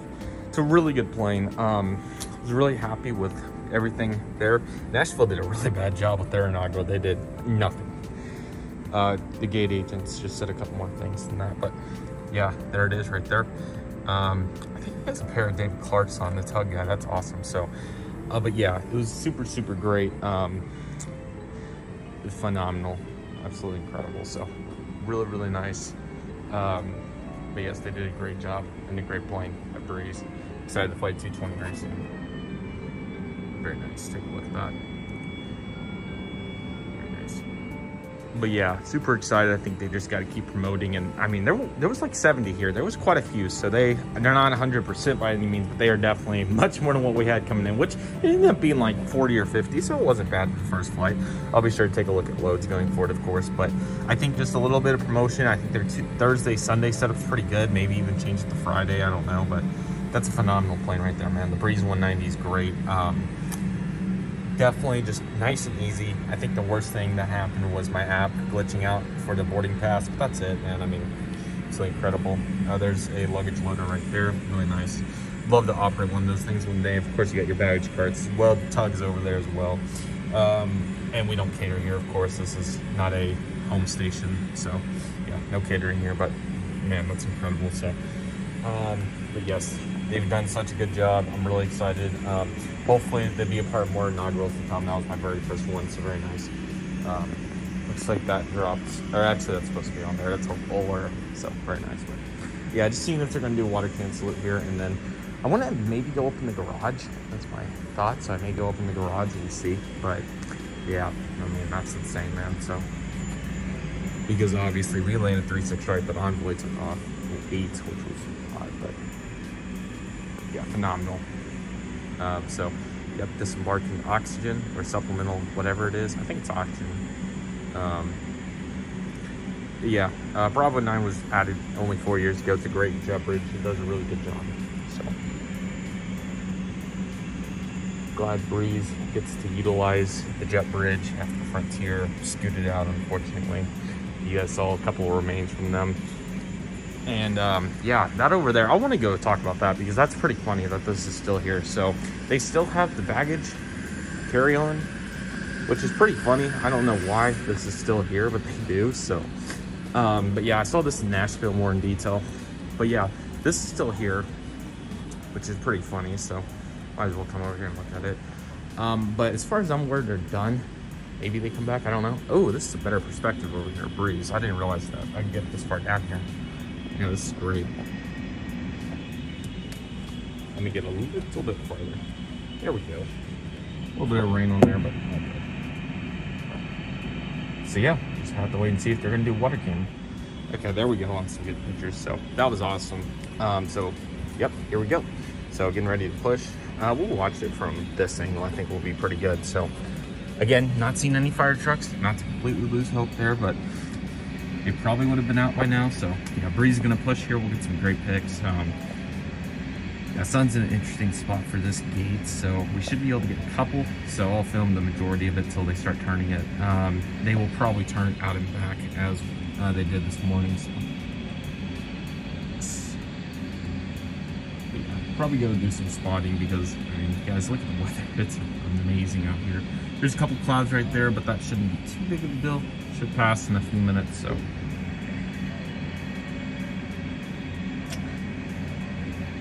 but yeah, no checked bag or anything, of course. But yeah, I thought the Breeze nicest cabin was pretty good. Not bad, pretty good. So maybe could have been a little bit better, but I mean, I'm just talking talk. I thought the complimentary. Oh, here we go. I thought the complimentary water and protein bar was great, whatever you want to call that. I thought the what else? I think checked bag, of course, if you had one. Legroom was phenomenal. Would have worked for anybody, even a 6'6" guy. I thought it was great. We'll talk about it. We already talked about it, of course, but man, just incredible.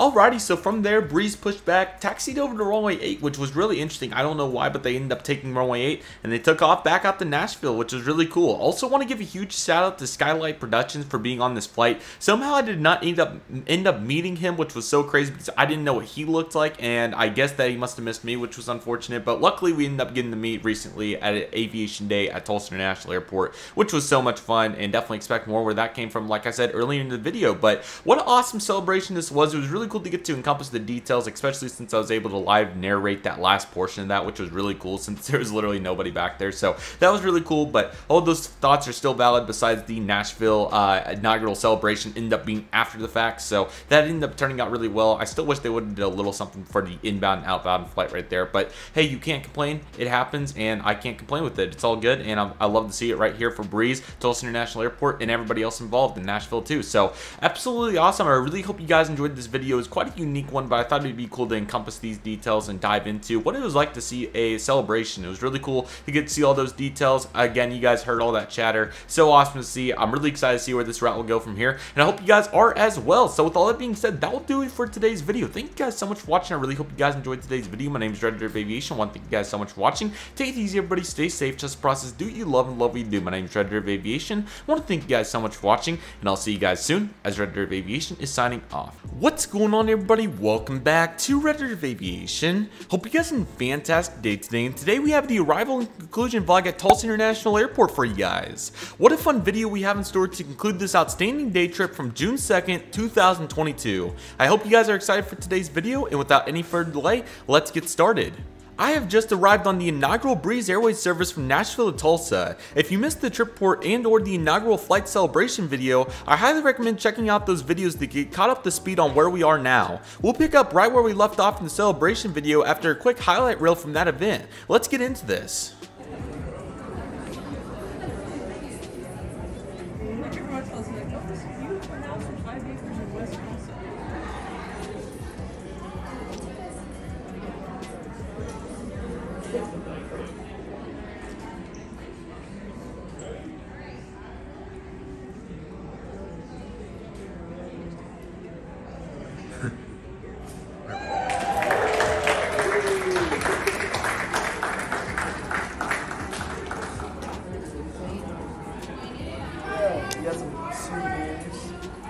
Alrighty, everybody, I'm the last one here, and I'm here to see if they're gonna do water can salute. I hope so, but really solid. Of course, you got the banner here. We'll go take a better look at that here in a moment, but here's where the cake was and everything. Sorry I didn't get the best footage of that, but that was looking great.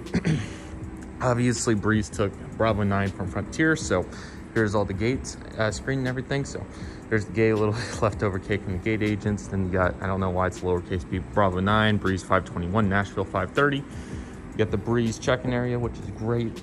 And then last but certainly not least, the excellent hashtag Fly Tulsa banner here, which is phenomenal. They did a good job with that. So never ever gets old, and I just cannot believe chose to show up, is the American Airlines 737-800 in the Chrome Heritage paint scheme.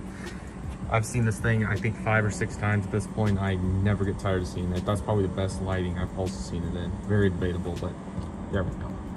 Sorry. Oh yeah, speaking of which, I showed you guys, but obviously we have a little microfiber cloth. I think that's what that's going to be. I'm not sure.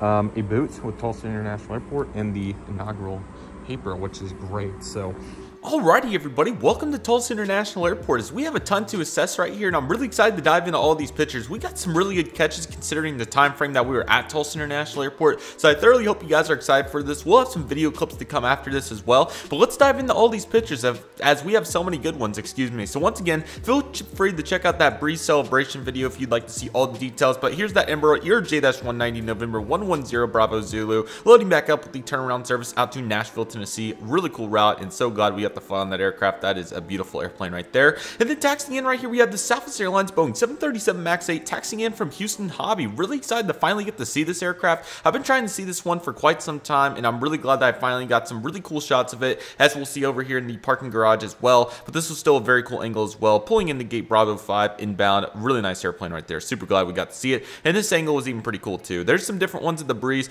My iPhone shots came out better simply because of the window wasn't tinted, so got very fortunate on that. that the phone did a better job than the DSLR, but you can't complain, and I can also work on that myself if I wanted to. We do get some better shots to come with the American Eagle Bombardier CRD-900 November 249 Lima Romeo operating on the behalf of Mesa Airlines service out to Phoenix. Was very glad to get to see this aircraft as well, and it was really cool to get to see. And then take a look at this picture right here at Gate Alpha 5. We have the American Eagle Bombardier CRD-700 on the behalf of SkyWest Airlines in the house livery. Really glad to get to see this aircraft, and it's been quite some time since I got to see a SkyWest house CRJ, so I was really glad to get to see this. And then just take a look at this picture. This is one of the coolest shots ever. So just starting from left to right, you have all the the containers and all the ground service equipment, the trucks and everything, but then you can see all the passengers inside the concourse, which is really cool. This is one of the biggest rush periods for Tulsa, so that was to be expected. But on top of that, you got all the ground service equipment, all the ramp employees, the pushback tugs, the tow bars, the fuel trucks. Just a really cool picture right here, and was super glad to get to capture all these moments. So this was really cool, and I thoroughly enjoyed getting to see that. The air conditioner unit on top of the building right there, some antennas, just all those small details made for some really cool frames right here. So this was very cool,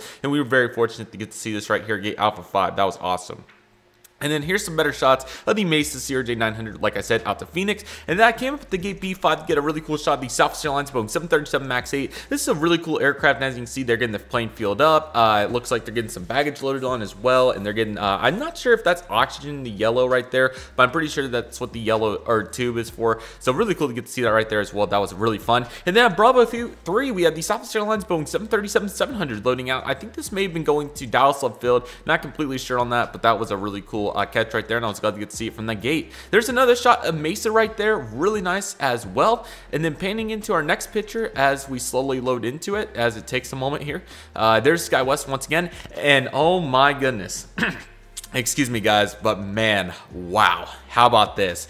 Right here we have the American Airlines Boeing 737-800 in the Chrome Heritage paint scheme. Man, I was so excited when I saw this on the flight radar board. I literally had no idea until about 10 minutes before it coming in, so I didn't even know how to get prepared for this moment because, man, you guys know how I love to finish out spotting day strong and talk about finishing it out strong with the Chrome Heritage 737-800 arriving in from Dallas-Fort Worth on the 5:41 p.m. CDT service.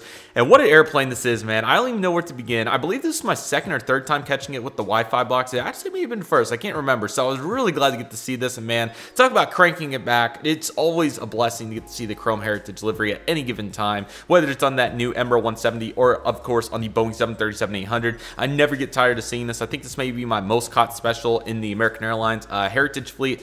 But man, if it had to be one, I never get tired of this. This is just amazing, and just I love the bare metal, man. It's so awesome. So glad American chose to keep this livery on one of their Boeing 737-800s. What an incredible livery, pulling in the Gate Alpha 9 right there on the Dallas service, making the turnaround, and get ready because we're not quite done with that aircraft either. And here's the Breeze Embraer ERG-190, like I said, loading up. And I just wanted to go back to this American. I didn't want to make that too expedited because I didn't want to make this video just crazy long, of course, but I did really want to go into detail on this aircraft because this is just such a pretty one, man. And golly, that's awesome. I don't even know what to say. We'll talk about it more when we get to the parking garage shots. It's a little sneak peek of what's to come. But there's the Breeze Embraer 190 loading up. Again, Unify operating this gate, so really cool to get to see that. And this guy was about to push back service out to BNA Nashville. Scrolling through our next rounds, here's the actual pushback itself. I filmed a portion of it, and then I did pictures, even though the window was tinted, but what can I say? And sorry about the loading. It's a little slow, but really cool zoomed in shots too. And the Embraer 190 is a really cool aircraft. Very fortunate to get to fly it, as Breeze will probably have these retired within the next couple years or so. So really cool aircraft. I'm very glad that we got to see it as well. Just take a look how beautiful that aircraft is. And sorry about the tinted window once again. I will try to avoid that in the future. I did not realize it was going to come out so bad. And there it goes, the taxiing at the runway 8 for departure. I'm really surprised they decided to take runway 8, but they did. So there it is. So this guy's taking runway 8 with service out to Nashville. And how about this Victory Air Embraer ERG-145 taxiing in? So I believe this was for some sort of like golf tournament or something like that. I'm not completely sure, but really glad to get to see it. And I'll definitely have to do some editing to fix up that exposure, but we got the main shot, so you love to see it right there. And here goes Breeze, service out to Nashville. Really cool. Skylight Productions was on this flight as well. Somehow I did not get to see him, which was crazy, but what can I say? We ended up getting to meet up at the Aviation Day for Tulsa. Video coming soon. So really nice right there. And take a look at that jello again, service out to Nashville. And oh my goodness, this shot is so cool right here. So you have the SkyWest CRJ-700 pushing back. I believe this was a Chicago O'Hare flight. It was that or Austin. It was one or the other. It should be Chicago. I'm pretty sure it was Chicago. And then we have, or it might have been Dallas. I really feel like it was Chicago, but it was 603 Sierra Kilo. Really cool aircraft right there. Then you had the Mesa in the chrome livery, just, man, you could even say that this picture is from like 2015, but no, it's actually from 2022, which is quite awesome. So you'll have to get to see that right there. That's really cool.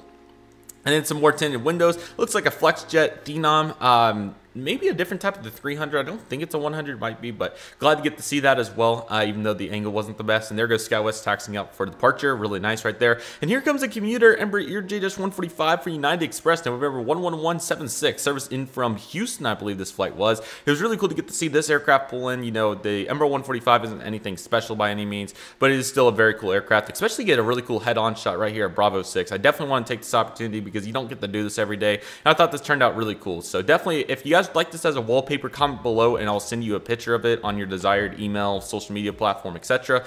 But yes, really cool shot. We also have another one coming up here in a moment that's really good too, but really cool to get to capture that as well. Speaking of which, here it comes, the Delta Airlines Boeing 717-200 arriving in from Atlanta. And I believe this is 608 Alpha Tango, and I've seen this aircraft 4 or 5 times, which is ironic, at Tulsa, and probably more than that, so that's kind of crazy. And how about another Victory Air, this time an Embraer 145 67 Victor Alpha. We saw 4-3 Victor Alpha previously, so I don't know what they were doing, but I've really been wanting to catch these for quite some time now because they come quite often in Tulsa. So really nice aircraft right there. And also sorry about my voice cracks, I'll try to contain it a little bit better because I know that's got to be getting annoying for you guys. So really nice aircraft right there. Just really enjoying all these pictures with the North Flow, of course, that they were operating, and then runway 8 takeoff too. So they were kind of giving pics to whoever wanted to do that. Sorry about those final blurry pictures, but we got some good ones to start, so very nice.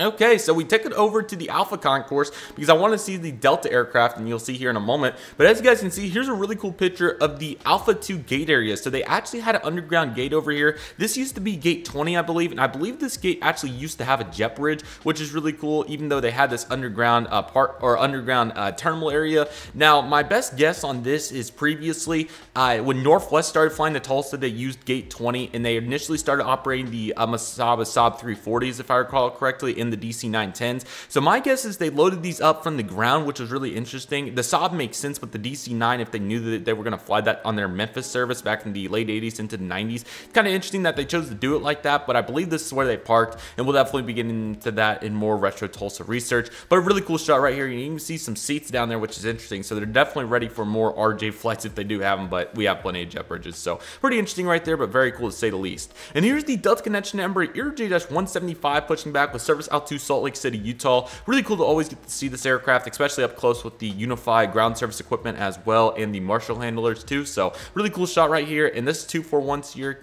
with Yankee. I think I flew 242 or 244, not sure, but nevertheless, I love these aircraft. I'm glad that it's here at Tulsa. And hopefully we'll be seeing our Minneapolis service back soon if the rumors are true, or not rumors, but if the word around the campfire is. And here comes the Delta Airlines Boeing 717-200. Like I said, this guy's making the service in from Atlanta Hartsfield Jackson 608 Alpha Tango with a few cumulus clouds there in the background to complement it. Really nice aircraft, and there was also a big cirrus cloud on the sun a little bit, so that's why it kind of was a little bit what's the word I want to use? A little bit duller in terms of the sunlight, but it was still looking really good. And then, so SkyWest pushed back from Alpha 6, and then Delta was coming into Alpha 4. This is what Tulsa Delta Ops is, so it's really cool to get these in both shots because this is what it's going to be for years to come probably. So I like the combination though. I think it's really good for an airport like Tulsa. I'm just very glad we have Delta service. And here comes another wallpaper. You guys can also screenshot it from here if you want to. That's perfectly fine by me as well. If that works easier for you guys, just make sure to turn on the highest quality and you'll be good to go. But here's that Delta 717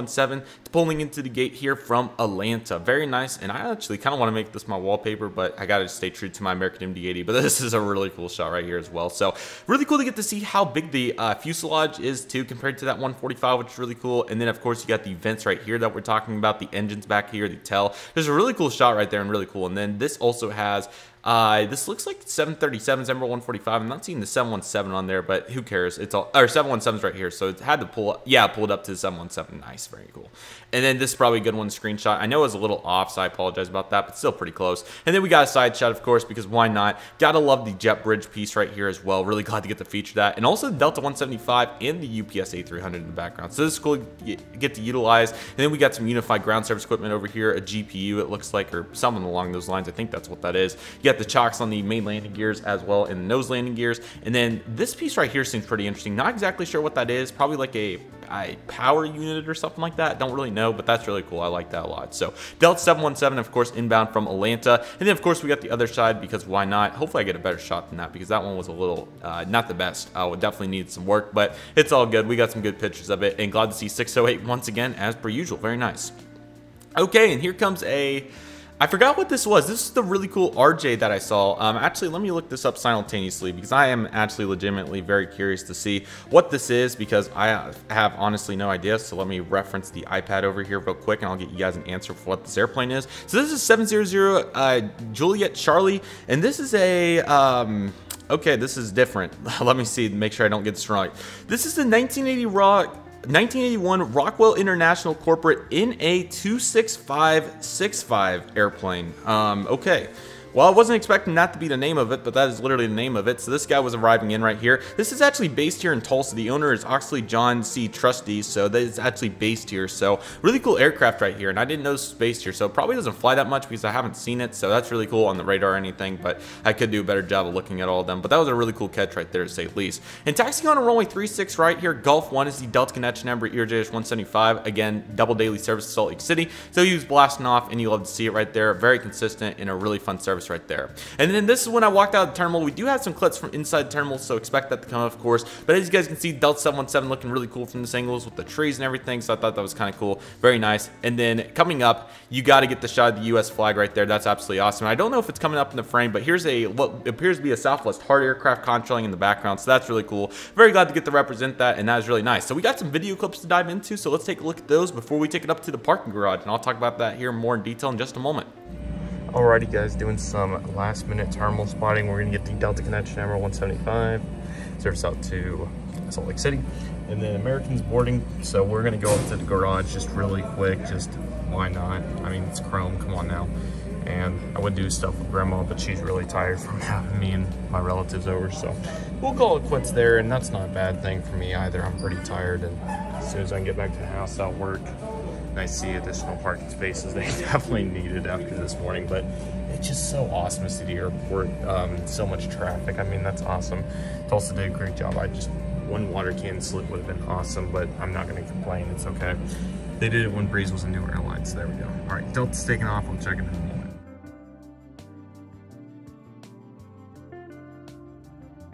Out of vlog time. Here we go.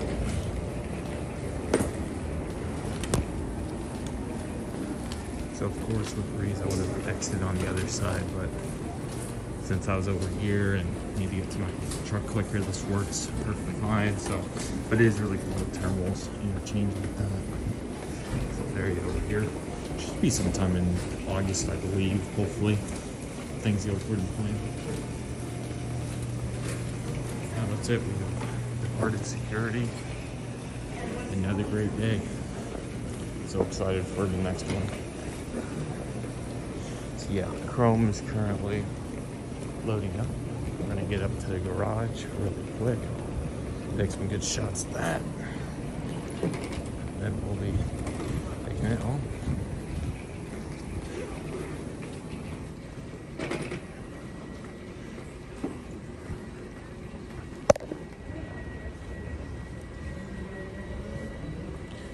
What a facility. What a facility. There is one thing I'm going to experiment with. I think we have just enough time. Over here, there's an area where I may be able to get a good shot at Delta 717. I've never tried it, but I think it's worth a shot. There's this little walkway over here.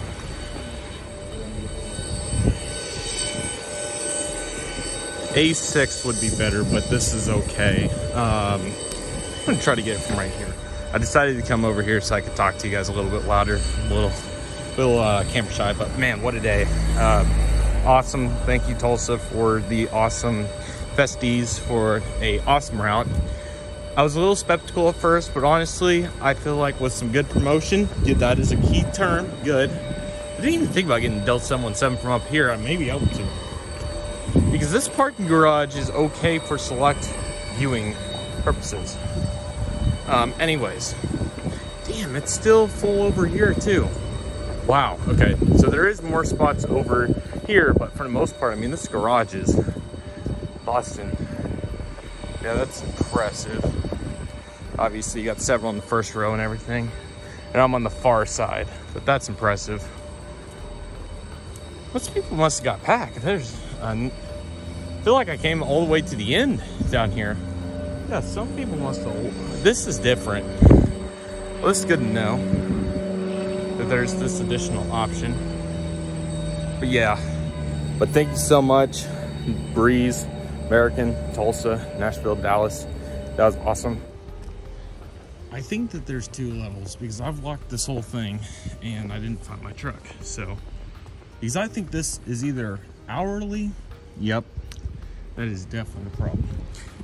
I think this is hourly and for hourly, this is busting. If this is hourly, this is ridiculous. This is hourly, which I'm pretty sure it is, this has got to be the hourly parking. Dude, look at all the cars. This is hourly. Oh my God. That's insane. This is hourly. I guess they're using it as overflow. It makes no sense why they wouldn't. It's a nice Kansas Jayhawk tag, but yeah, I think this is hourly. So is this hourly or what?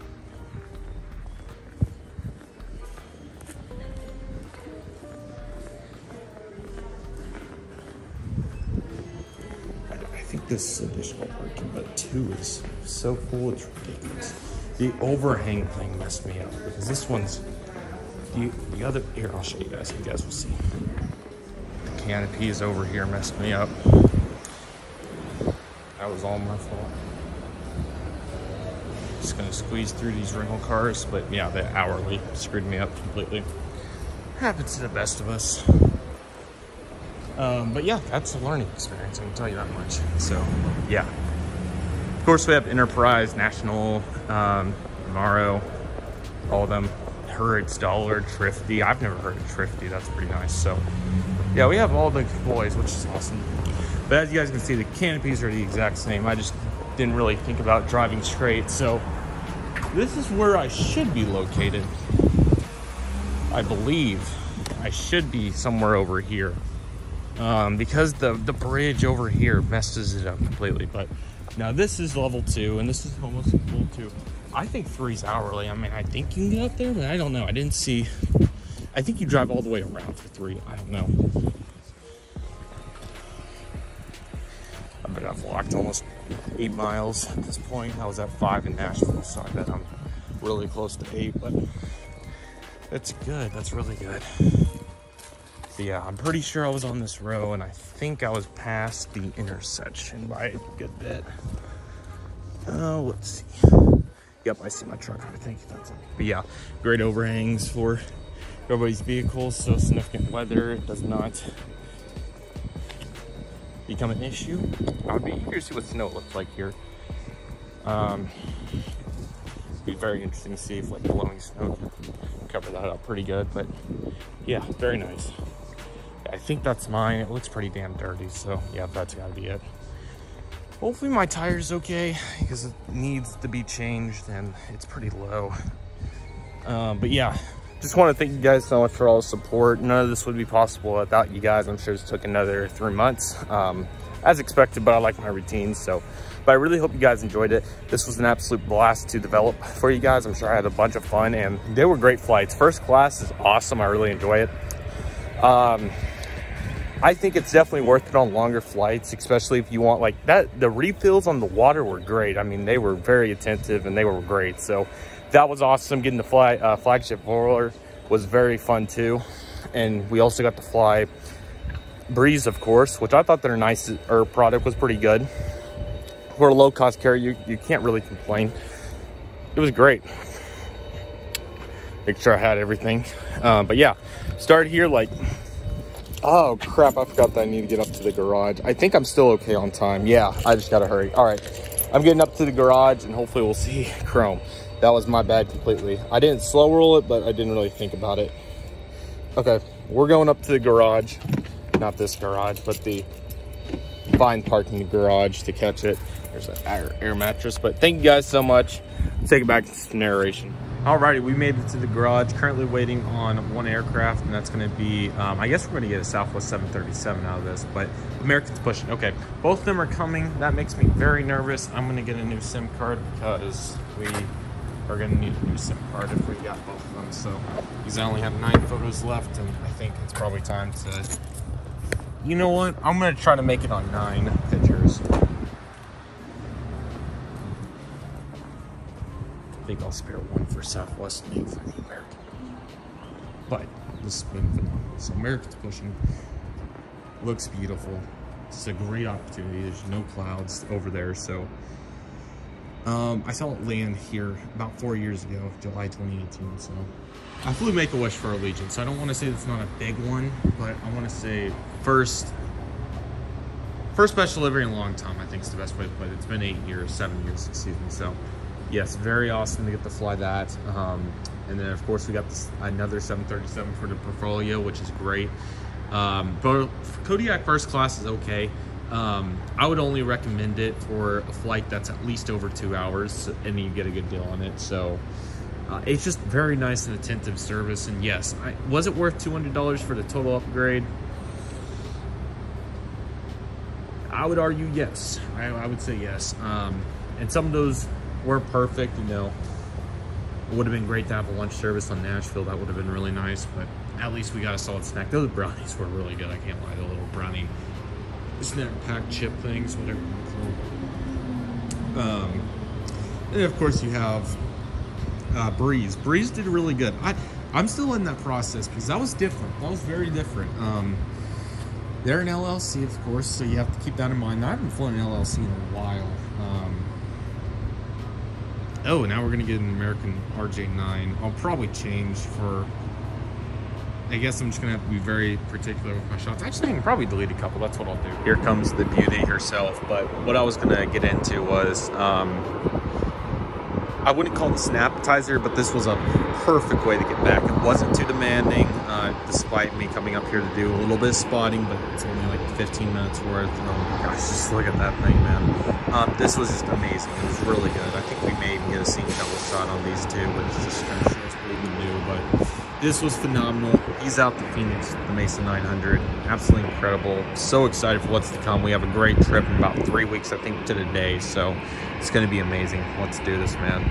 Alrighty boys, so let's dive into this parking garage spotting. So I was very glad to get to come up here and see a few aircraft with the time that I had left before going home. So I was really excited to get to see some of these. And we have some really good aircraft in store, so let's dive into these. So made the small commute over here to the parking garage, took like 5 minutes. No major issues, the lighting was looking good, and we were just a few minutes away from getting some really nice turning shots, but luckily we were at least able to get some takeoff shots of the Southwest Airlines Boeing 737 MAX 8 heading out to Houston Hobby, I believe. Really cool to get to see this, and this was a really cool catch. Despite it being kind of far out there, it was still very cool to get to see this, and definitely hoping to get even more Maxes from here. So very glad to get to see that, and that was a cool catch right there, taking off for only 3.6 right here at Tulsa. Very nice. So really nice shot right there. Here's the cargo lineup. As you guys can see, we had the Kalitta Charters 2 Boeing 737-400 and DHL hybrid livery November 734 Charlie Kilo. I cannot talk, I'm sorry. We get a bunch of these in 727s too, so I've really enjoyed seeing these. So it was nice to get to see it, even though it was kind of side lit, but it's all good. And then over there on the other side, we have the UPS Airbus A300 freighter loading up. This guy, I believe, was heading out to either Oklahoma City or Louisville, but it was really cool to get to see this, as well as it's a really cool aircraft, so that was absolutely awesome. And then a nice aerial shot here at Tulsa, despite my lens not really cooperating in terms of the lighting. But as you guys can see, we got the cargo buildings for Southwest, UPS, I think Americans over there as well with Delta. So these are really cool buildings and definitely something to utilize here at TUL. Very nice. Here comes the Mesa CRJ-900 as well, coming in right here. Really nice to get to see this, and these are definitely some really nice shots. I don't think I've seen many Mesa 900s from up here in the garage taking off, which is kind of interesting. I think I've seen more PSA and just CRJs, other CRJs and ERJs. So it's nice to get to see this again as well. And I was low on SIM cards or SD card storage, so I was very conservative here, so not many pictures to take a look at. Here's the Southwest Airlines 737-700 taking off. I think this, like I said, was heading out the Dallas Love Field, so I was really glad to get to see this as well. So that guy was taxiing out for departure on runway 36 right. Also guys, if you hear background noise, I don't know if my microphone's picking it up, but the cat's going ballistic over there, so I apologize in advance about that. So looking good right here with 219 Whiskey November. And then over here, a couple more shots of it taxiing, was being very conservative, but there goes the CRJ, and then here goes the Southwest, and here she comes. What a way to finish off the day, everybody. Man, this was awesome. November 921, November, the American Airlines Boeing 737-800 in the chrome livery, taxiing out for that Dallas-Fort Worth 6:30 departure time. That is awesome. There is no other way to put that. That bare metal just, it never fails to impress me, and just so fortunate to get to see this in this connotation. I've never got to see it take off from the garage. Man, this is just absolutely awesome. Like I was referencing earlier in the video, 4 years ago, June of 2018, or July 2018, excuse me, on the 21st of that year, was when I got to see it land in from Charlotte Douglas, and this guy now heading out to Dallas-Fort Worth. Just so cool. The shots were absolutely amazing. The lighting was so nice, and just what a clean aircraft it is. I was so glad to get to see it, even though it went out of focus a little bit there. Wow, that was awesome. Then another flex jet phenom of sorts. But let's take our attention back. Oh, this cargo loading shot is cool. I'll come back to these. I just want to look at that American because that thing is just incredible, and then we'll come back to these. So stand by. There it is. Wow. I know that this was a common theme. I know that these were everywhere, all sorts of business throughout the 2010s. I just cannot help but notice how amazing it is, especially when you don't get to see it on the regular.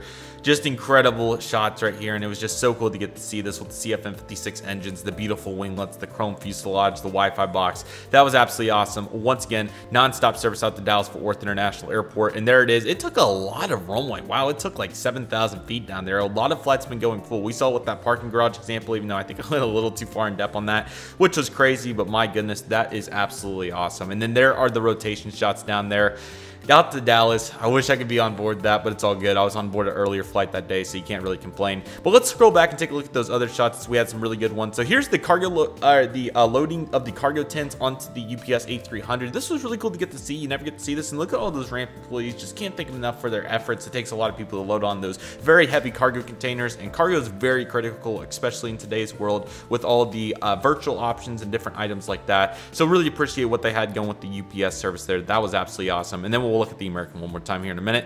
Also back there, I did want to mention that blue building, you guys may not have seen that in the past from my past spotting vlogs and spotting events here at Tulsa. That is a brand new Amazon Prime warehouse facility on the other side of, I'm trying to think of what that street is. I think it's like, oh, I'm trying to think of what it is. I can't remember off the top of my head, but that is a new Amazon facility right there, those two buildings. So definitely keep that in mind as well if you're wondering what that was. So looking really good and adding to the scenery as always. So let's scroll back and start with that UPS. It's really cool to get to see the loading process. I've never got to see anything like this before, so it was really cool. The Fantasy Wings GSC at its finest right here, and it was really cool to see how they loaded that up. That was very unique, and I thought that was a bunch of fun to get to see how they do that. So that was really cool, and I thoroughly enjoyed that. And then here's that phenom once again for FlexJet. This was kind of a neat catch. We saw it land just a few minutes ago, taxiing out for departure. Again, stunning aircraft. What an aircraft that is, and that was so cool to get to see as well. And then once again, here's that chrome Boeing 737-800 with a non-stop service out to Dallas-Fort Worth. Just so nice. Delivery is absolutely incredible, and so fortunate to get to see it. It is absolutely awesome. And there it is, blasting off into the sky with the non-stop service out to Dallas-Fort Worth. Beautiful aircraft. Let me see if I can zoom in on this. I'm going to try. I don't know if I can. Yes, I can. How about that? There it is. Camera does a really good job, honestly. That's pretty impressive for that being like probably a mile out there. That's really good. So the Chrome 737 with the non-stop service out to Dallas-Fort Worth, of course. You guys already know what time it is, and was so glad to get to see this. That is absolutely awesome.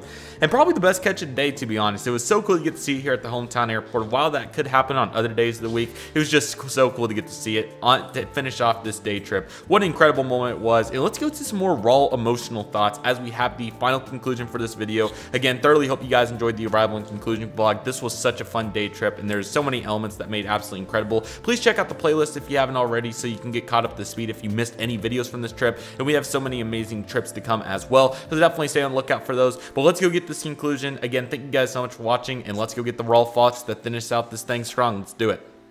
That was absolutely incredible. Thank you guys so much for coming on today's adventure. I really hope you guys enjoyed it. That was an amazing trip, man. That was so great. That was literally the perfect way to get back. Outside of not, you know, I can nitpick like not having Skylink and all that, but whatever, it's fine. We'll get back to that later this summer because we have so much in store. I hope you guys are excited for it. Thank you guys for all the support. I really hope you guys enjoyed this trip. The Breeze Inaugural Nashville was amazing, and they've done a great job, and I'm just so excited. First class, this was amazing. So thank you guys so much. Hope everybody enjoyed, and I'll be very excited to see you guys in the next trip as Redriveraviation is signing off. Alrighty everybody, so that will do for the Breeze inaugural day trip from Nashville to Tulsa. I really hope you guys enjoyed this video. What a trip it was. It was so much fun. Thoroughly enjoyed it. There were so many amazing memories, and this video encompassed all of those details. Thoroughly hope you guys enjoyed this, and we're going to be taking it into the Airliners International trip, which was so much fun. So many incredible memories, so many incredible flights, and I'm so excited to share this with you guys, and I hope you guys are as well. We're going to be picking up right where we left off with this trip, and it's going to be so much fun to capture, and I really hope you guys are excited for it. So with all that being said, that will do for today's video. Thank you guys so much for watching. I really hope you guys enjoyed today's video. My name is Redriveraviation. I want to thank you guys so much for watching. Take it easy, everybody. Stay safe. Trust the process. Do what you love and love what you do. My name is Redriveraviation. I want to thank you guys so much for watching, and I'll see you guys soon as Redriveraviation is signing off.